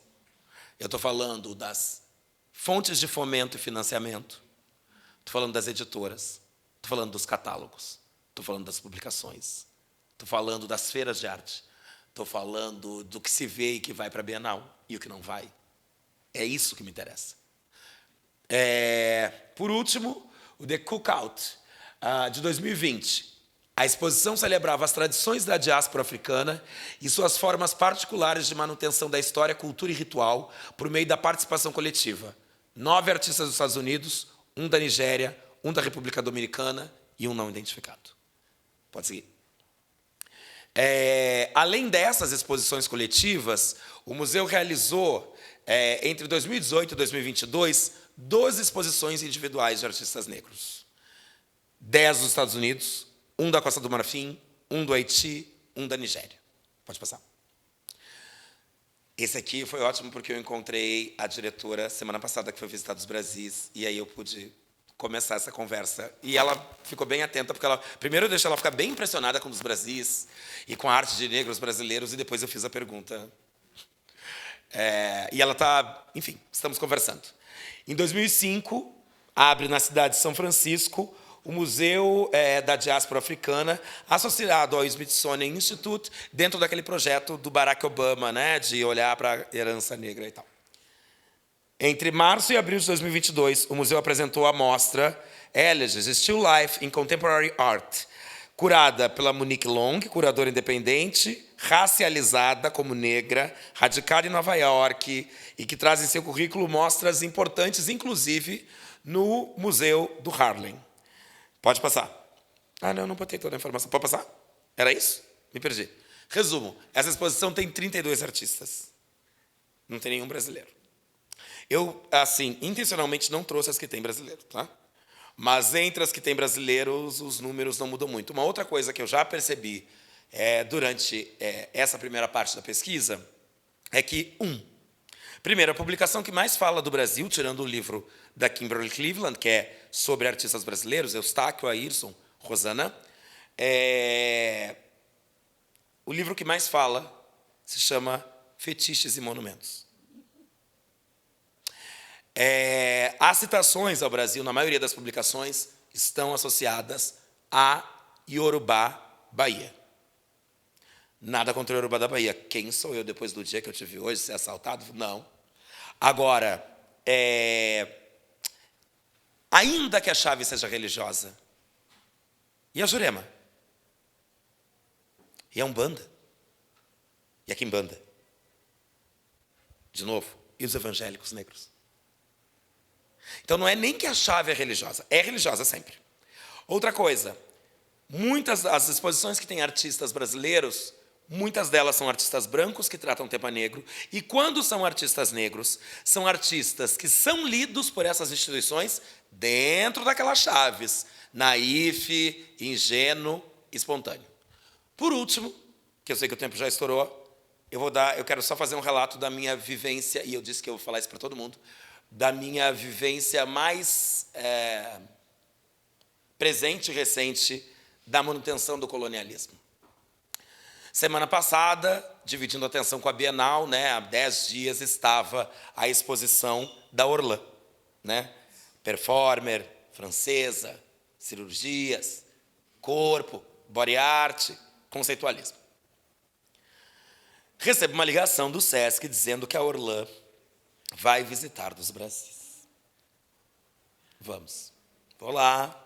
Eu praticamente moro no Belenzinho ultimamente, Vamos receber a Orlan. Ela chega, eu a cumprimento, e ela não gosta de falar em inglês. Então, ela tem uma tradutora, uma menina, assim, coitada, traduzindo tudo para o francês. Ok. Entra na exposição. Eu começo a apresentar, falar do projeto e tal, e ela me pergunta, num tom desafiador, como se ela estivesse me iluminando para saber de uma discussão que ela estava me apresentando e que eu não conhecia. Ela me diz, você não é muito claro? Você pode falar sobre essas coisas com essa pele? E eu pensei, vai ser assim até o final. Não foi assim, porque foi muito pior. Aí eu disse para ela, aí eu joguei na cara dela todas as leituras sobre colorismo. Falei sobre o Brasil, falei sobre o mito da democracia racial, falei que sim, há privilégios pela cor da pele, que nós não estamos deixando isso de lado, blá, blá, blá, blá, blá, blá, blá. Ela entra na exposição. Ela está olhando para tudo, meio com uma cara, bom, ela vai indo, falando umas coisas, eu ali falando outras, ela não ouvindo. Aí eu mostro o Geometria Brasileira da Rosana, e ela diz, está mal recortado, as formas saem para fora. Eu disse, eu acabei de dizer que essa é a base poética desse trabalho. É o fato de que essas imagens não cabem na ideologia geométrica brasileira. Aí, dali para frente, não devia ter falado mal da Rosana na minha frente. O que aconteceu? Eu transformei toda a visita num grande discurso sobre os malefícios da arte francesa e da colonização para as Américas. Mas, ok, a pior parte viria ainda. Ela olha o desenho do mestre Valentim e diz isto. Ah, enfim, um bom trabalho. Eu disse, Ela, enfim, um bom trabalho. Eu queria ouvir de você quais foram os critérios estéticos, porque tudo é tão mal acabado e tão naif. Respira, Igor. Respira. E aí eu disse para ela, é exatamente por isso que esses termos aqui não têm validade. Exatamente por isso, né? Porque são termos que vêm de uma tradição francesa. Naif é um termo francês, né? E a gente não pode esquecer que boa parte da invenção da África em estado de infância foi produzida pelo continente europeu, inclusive pelos filósofos iluministas franceses, né? A revolução mesmo do século XVIII era uma revolução, a gente sabe, da burguesia francesa. Então é por isso que chaves como essa não fazem sentido nessa exposição. Porque é exatamente contra um olhar que, nesse momento, a senhora representa muito bem. É exatamente sobre esse olhar que acredita, que tem domínio sobre toda a produção artística de todo mundo, que nós estamos nos colocando contra. E aí eu saí falando inglês e olhei para ela e disse, desculpa, a senhora não entende. Aí, o Sesc, vendo a situação, o Sesc vai adorar eu contando essa história, porque aquilo lá está na programação do Sesc, né? No meio da produção, a produção do Sesc me disse, chega, Igor, chega. Estava num nível de violência, e a menina tradutora me dizia, pelo amor de Deus, Igor, me desculpa, tu não tem ideia das coisas que eu já passei, do que eu já ouvi. A menina me disse, todo dia de manhã ela me olha e me pergunta, por que você é tão mal vestida? Mas eu decido que não acabou, porque onde é que eu queria levá-la? No branco tema. Eu disse, não, agora a gente vai até o branco tema. E aí eu passo falando do Guerreiro Ramos, que ela não estava dando atenção, falo do Negro Vida e paro diante do branco tema e começo a falar que o Guerreiro Ramos fala sobre o Brasil, mas que, na verdade, o branco tema tem a ver com a herança humanista europeia, né? Um humanismo baseado na desumanização de um continente inteiro. E que, então, é a partir disso que nós estamos falando, porque, afinal, no século XVI, o período do humanismo europeu, é também o período em que os navios, os tumbeiros, chegam aqui repletos de pessoas pretas, essas pessoas naif e em eterno estado de infância. Muito obrigado pela sua visita, eu espero que tenha sido de aprendizado. E saio. Óbvio que todo corpo preto, numa situação dessa, eu saí exausto, abalado. Foi o primeiro assalto desse mês. Foi a primeira pedra desse mês, não foi a de hoje. Foi a da Orlando. A primeira não, a mais pesada. Por que eu estou dando esse exemplo? Primeiro, porque eu tomei como destino que eu vou difamar essa mulher em todas as vezes que eu puder. Primeiro, por isso. Segundo, para que a gente entenda o quanto a gente ainda mantém uma posição colonizada que rende homenagens aos colonizadores. Eu, de novo, mandei uma mensagem para a Rosana. E a resposta, eu só vou resumir a resposta da Rosana no dado. Bom, primeiro ela me disse, eu fico impressionado como tu é elegante. Sabe como seria comigo? Eu digo, sei. E aí ela me diz, mais interessante é olhar aqui e ver que o último trabalho relevante dela foi em 1993, há exatos 30 anos atrás. E é isso, né? É o que nós fazemos no Brasil. Esses artistas, essas exposições, elas vêm para cá, não no seu período de ápice, elas vêm para cá explorar o território que elas nem olharam enquanto estavam no ápice. E o que a gente faz? lota museus, faz fotos, dá espaço na imprensa, né? Enfim, assim termino minha fala de hoje, me sentindo novamente vingado contra aquela mulher. Ah, e mais, eu me controlei para não fazer uma postagem dizendo: se eu tivesse o mínimo de um olhar calhorda como o teu, eu também faria 30 plásticas na cara para não ter de me olhar no espelho. Era isso, gente.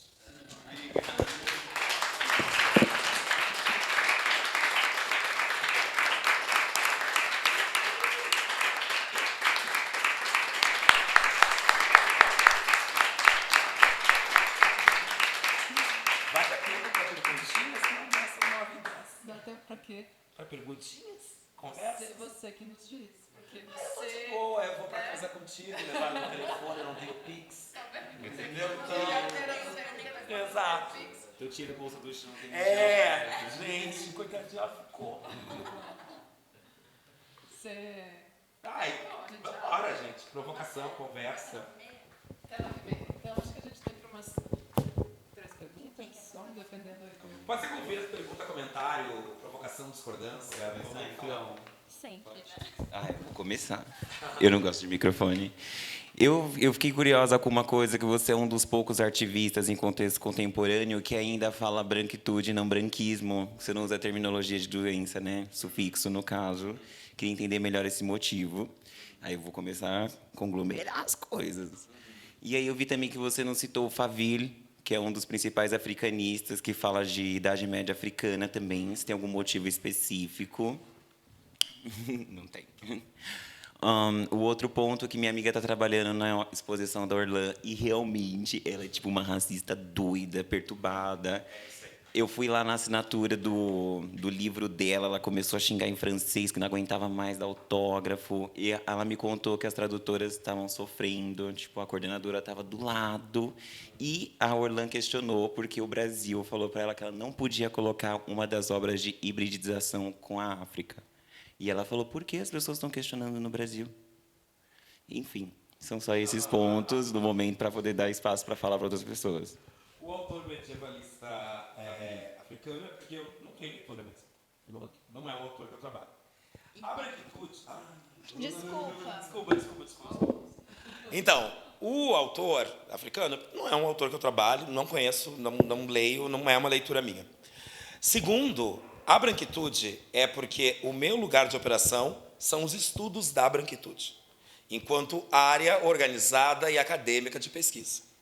Então, pensando principalmente no trabalho do Lourenço Cardoso, também da Lia Schuckmann, não tenho isso, eu costumo dizer para os meus alunos que eu tenho sempre a mesma resposta. Mas você citou o Didi Obermann.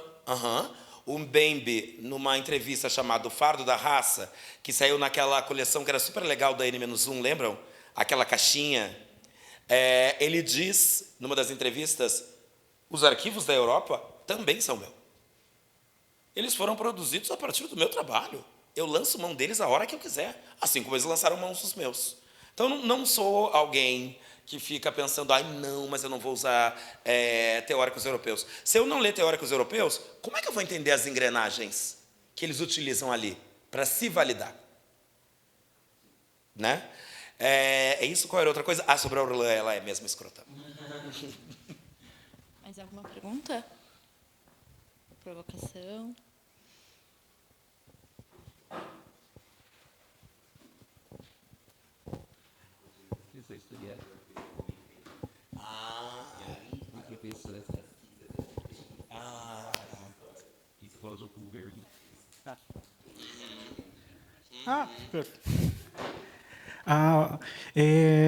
Muchas gracias y felicidades, Igor, por la charla. Tuve la suerte, también gracias a Pivot, a Mónica, de recibir tu tutoría también. Y, perdón, estoy falando español, voy a intentar hablar lo más lento posible. Tu não está com a tradutora? No había presupuesto.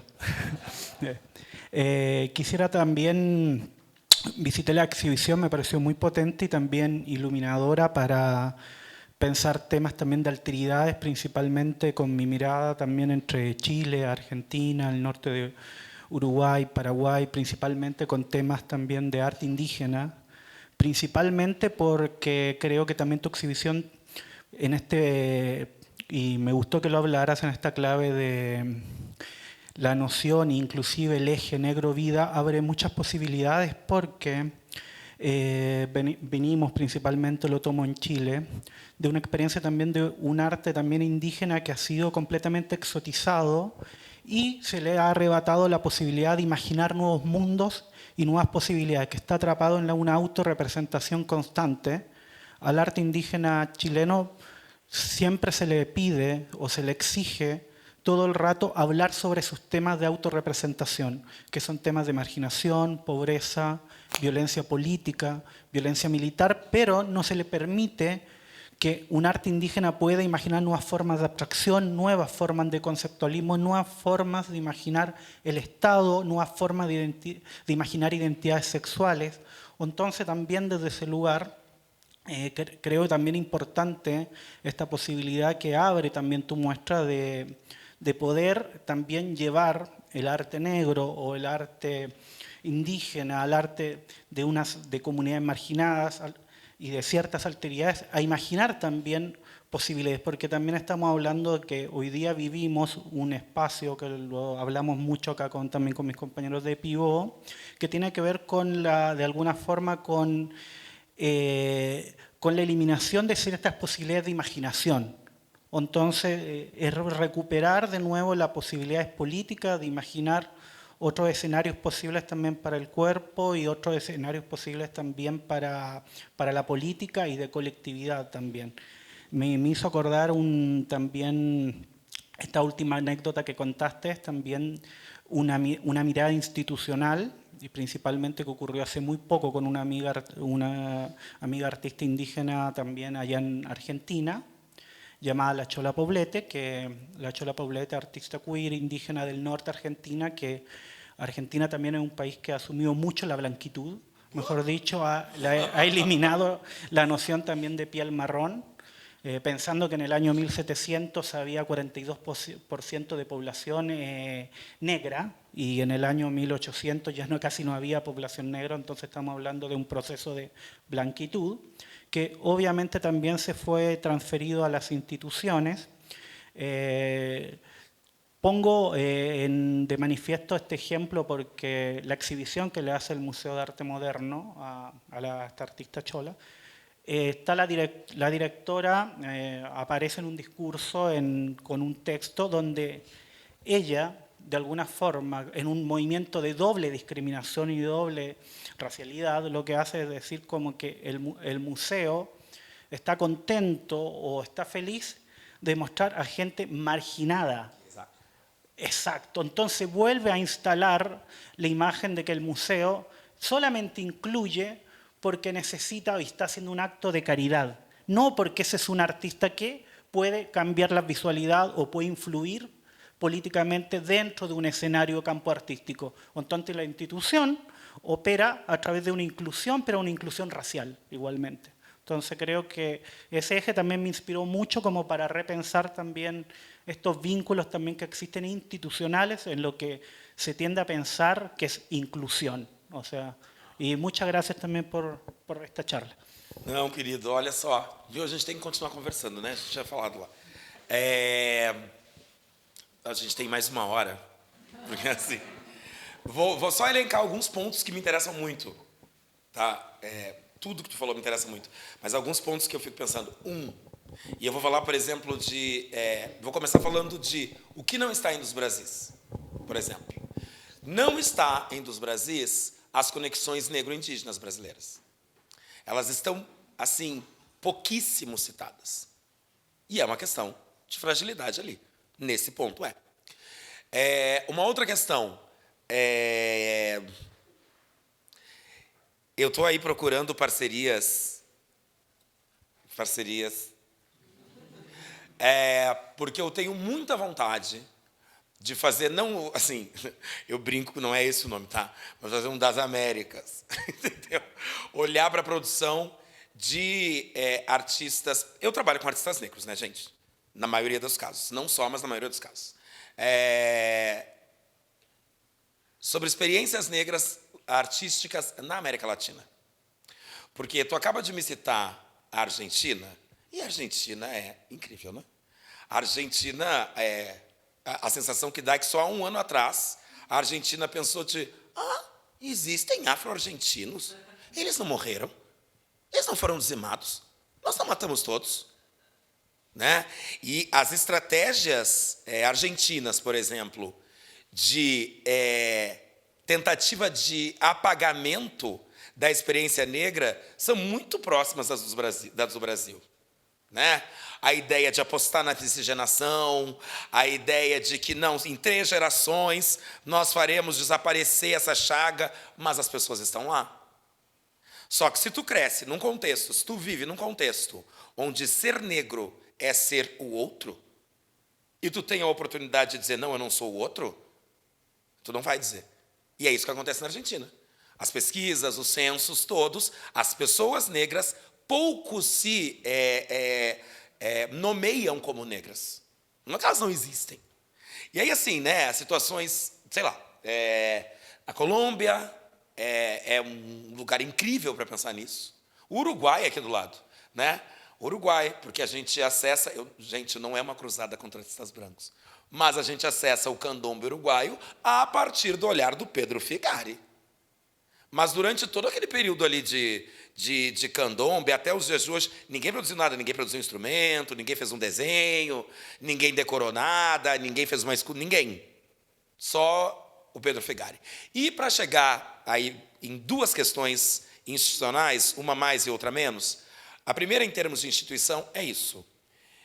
Eu vou citar um exemplo brasileiro, que é uma discussão que eu também venho tentando fazer. No final desse mês, se eu sobreviver até lá, eu vou abrir uma das 2 exposições que eu estou abrindo em Otim. Uma delas se chama Direito à Forma, que é essa discussão de artistas negros que não necessariamente trabalham com figuração. Por quê? Porque eu queria muito fazer essa exposição já há algum tempo. É um projeto que eu já tenho há algum tempo e que, enfim, pude usar aquela estrutura lá, porque o negócio é esse, usar aquela estrutura lá para poder fazer isso. Porque o que eu tenho visto direto no Brasil? E não é uma crítica à pintura. Acabei de fazer 2 exposições de pintores no Rio de Janeiro. No Brasil, atualmente, para a arte negra, só há lugar nesse sistema, ou a maioria dos lugares desse sistema, estão reservados a pintura, figurativa, corpo negro em situação de precariedade. Quase todas as imagens. E não é uma crítica à pintura, nem aos pintores. É uma constatação. Ano passado, numa fala da Arte Rio, eu questionava exatamente isso. Porque a gente tinha, né, como está acontecendo esse ano de novo, essa divulgação, não sei quantos artistas negros, e etc, etc. E eu comecei a minha fala questionando isso. O PIB branco brasileiro... Eu hoje falei para os meus alunos isso, depois fiquei com isso na cabeça, porque eu estava falando sobre isso, e eu disse, o PIB brasileiro... e aí eu disse, depois eu parei e pensei, na verdade, não é produto interno bruto, né, gente? É produto interno branco, né? O produto interno branco brasileiro nos corredores da feira. Os estandes que tem, e é importante que tenham, maior presença de artistas negros. Não estou aqui fazendo uma fala anti-galeria, anti-mercado, não é disso que se trata. Com mais artistas negros. Mas, no geral, artistas negros que trabalham com figuração de corpo negro em situação de precariedade. E aí a pergunta que eu fazia lá na feira, para aqueles colecionadores, enfim, era... Será que é tanta coincidência nós estarmos no Brasil e esse produto interno branco estar no meio de uma feira adquirindo corpos negros para sua distinção social? Será que no Brasil, com a história que nós temos, é tanta coincidência assim que essa feira pareça tanto com aquela outra? E aí a pergunta seguinte era, o que vocês estão comprando? Vocês estão comprando trabalhos de artistas negros? Ou vocês só estão atualizando o fetiche e a vontade de adquirir corpos negros? E não é um manifesto de parem de comprar pintura figurativa, mas é onde entram outros trabalhos, como da Charlene, de novo, como do Leandro, como do Rômulo Conceição, como da Rebeca Carapiá. Onde entram? Em Dos Brasis, a gente tem um trabalho delicadíssimo do Edu Silva, onde ele faz um autorretrato de um homem negro de 40 anos. E ele vai falando sobre o processo de branqueamento. É um autorretrato só com áreas de cor. Só. Como é que é? Onde é que a gente coloca esse tipo de trabalho, mesmo sendo pintura? Então, é isso. Existe uma... venham, mas venham se for assim, né? Venham se for desse jeito. Venham se for neste registro. E, de novo, sim, nós vamos continuar durante um bom tempo negociando e trabalhando em instituições brancas, com as pessoas brancas. Iremos. É isso. Agora, nós não podemos esquecer que hoje essas instituições precisam. Eu adoro uma exposição do Daniel Lima, que o título era uma pergunta. O Daniel fez uma exposição no Sesc Vídeo Brasil que chamava "E agora somos todos negros?" E uma das perguntas que o Daniel trazia lá era... eu estudei essa exposição na minha tese. Uma das perguntas que o Daniel trazia lá é assim: o que houve? Todas as instituições acordaram e se deram conta de que, nossa, existem negros no Brasil e eles também são artistas? Não. Não. Agora, dados. Divulgação do Sesc. A abertura de Dos Brasis é a maior abertura da história do Sesc São Paulo. É óbvio, né? Primeiro que a gente tinha 240 artistas. E segundo, porque, ora, se tu faz um programa para a maioria da população, vai ter mais gente. E isso tem trazido público. Nenhuma instituição brasileira hoje, ou latino-americana, vai se sustentar no panorama internacional se não tiver um programa decolonial para chamar de seu. Agora, isso nos faz continuar perguntando: quantos diretores negros nessas instituições? Eu fico sempre pensando no Marcelo e na Renata Bittencourt. E mais, mas nós temos... Não, realmente, é mais difícil de mudar isso. Mas nós temos curadores negros. Quantos curadores negros que são curador-chefe? Não adianta só ser o curador. Porque quem define, quem tem o poder de decisão ou de veto sobre o programa curatorial é o curador-chefe. Quantos curadores-chefes negros? De novo, só me lembro do Marcelo. No Mar. Então, assim... não é bondade, não é generosidade, é necessidade, e necessidade estratégica. Entende? Vai depender de como também, óbvio, porque a gente acaba tendo que fazer o trabalho 1000 vezes, a gente vai ter que se associar para entender como que a gente vai tirar, e aí eu estou dizendo nós todos aqui, como é que a gente vai tirar desse momento coisas que nos deem fôlego para a gente e para quem está vindo aí? Né? Como é que a gente abre isso? E aí, aposta nos coletivos, aposta nos encontros, aposta nos associativismos. É isso, não tem outra saída. Porque, como diz minha amiga Ana Lira, basta prestar atenção para ver que a branquitude está se realinhando.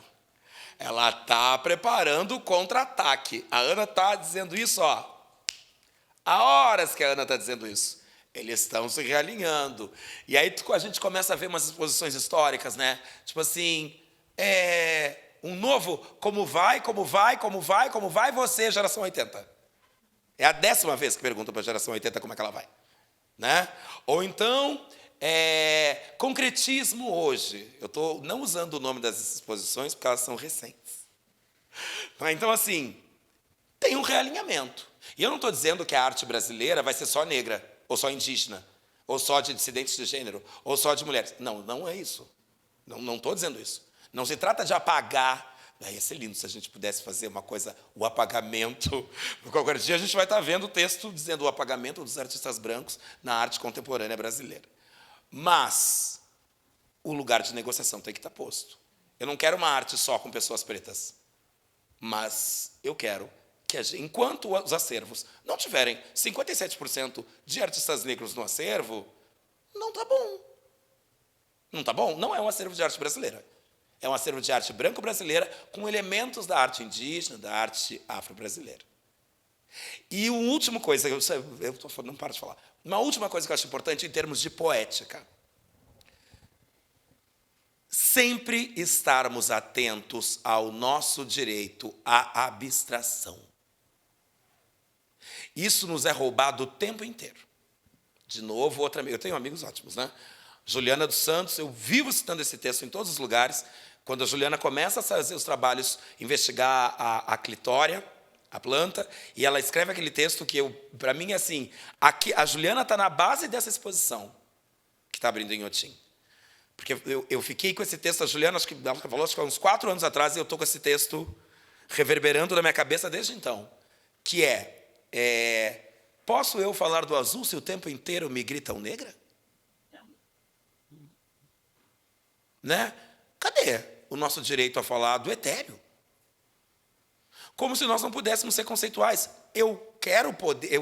Outro exemplo que eu sempre dou é o da Renata Bittencourt, que, por sinal, foi a primeira historiadora negra que eu vi na vida, em 2015. A Renata, numa palestra, numa atividade que a gente fez em Porto Alegre, a Renata começou a fala dizendo: eu vou falar sobre a arte afrodiaspórica, mas eu gostaria de deixar bem presente para todos vocês que eu poderia estar falando sobre ópera italiana. Por quê? Porque também existe essa coisa de que o artista negro precisa sempre tratar sobre racialidade, dificuldades da vida do negro no Brasil. Trate se quiser. Trate se quiser. Eu participei de uma banca de um artista incrível, super jovem, que tem um trabalho fantástico, que não passava por discussões raciais. Quando chega na defesa final, eu vejo lá uma mulher negra com uma coisa, com uma chapa de parafina. E eu olhei e disse: o que isso aqui tem a ver com o resto, né? Por que isso aqui está aqui? Obviamente, conversei com ele, depois ele me disse: Igor, eu comecei a ouvir que, tipo, mas teu trabalho, tu é negro, mas tu não fala nada sobre ser negro. Aí eu fiquei pensando como fazer, fiz essa performance, estava fechando a dissertação, e aí eu coloquei. Eu disse: não precisa. Né? Sabemos quem é. Não precisa. Um artista incrível que esteve em residência conosco, comigo e a Mônica, numa residência que a gente orientou, e que se viu diante disso. E isso foi antes, e na residência ele nos disse: eu não sei o que fazer, porque parece que se eu não falar sobre ser negro, eu não vou conseguir vender. Eu não vou ganhar dinheiro se eu não falar sobre isso. E eu fico mesmo tenso, pensando: será que eu não tenho que falar sobre isso? Então, assim, é preciso estar atento e forte.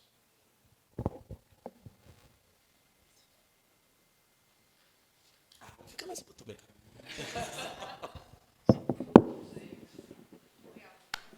Super obrigada. Super obrigada a você. Você sabe. Não para dar um abraço nele, mas enfim, né? Tem que fazer todo esse...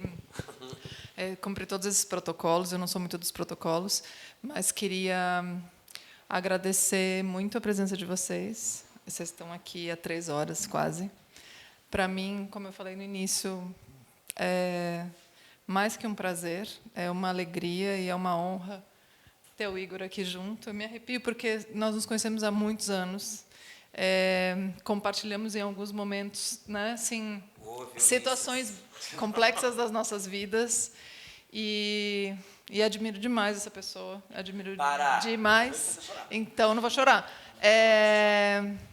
Só queria, enfim, agradecer e dizer isso assim para você. Não vou cantar nada, não vou cantar Alcione hoje, não.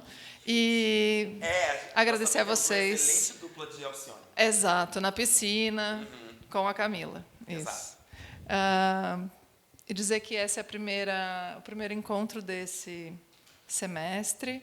Esse ciclo de estudos é uma tentativa, uma novidade, um algo que vem nessa edição do Pivô Pesquisa como uma forma de gerar momentos de encontro entre residentes e também abertos ao público.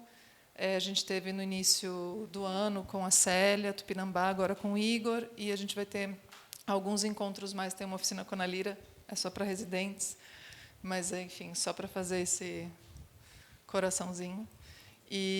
Mas temos mais 2 atividades online que logo mais a gente vai divulgar. Muito obrigada. Tenham uma boa noite, bom descanso, boa cerveja e não sejam assaltados, por favor.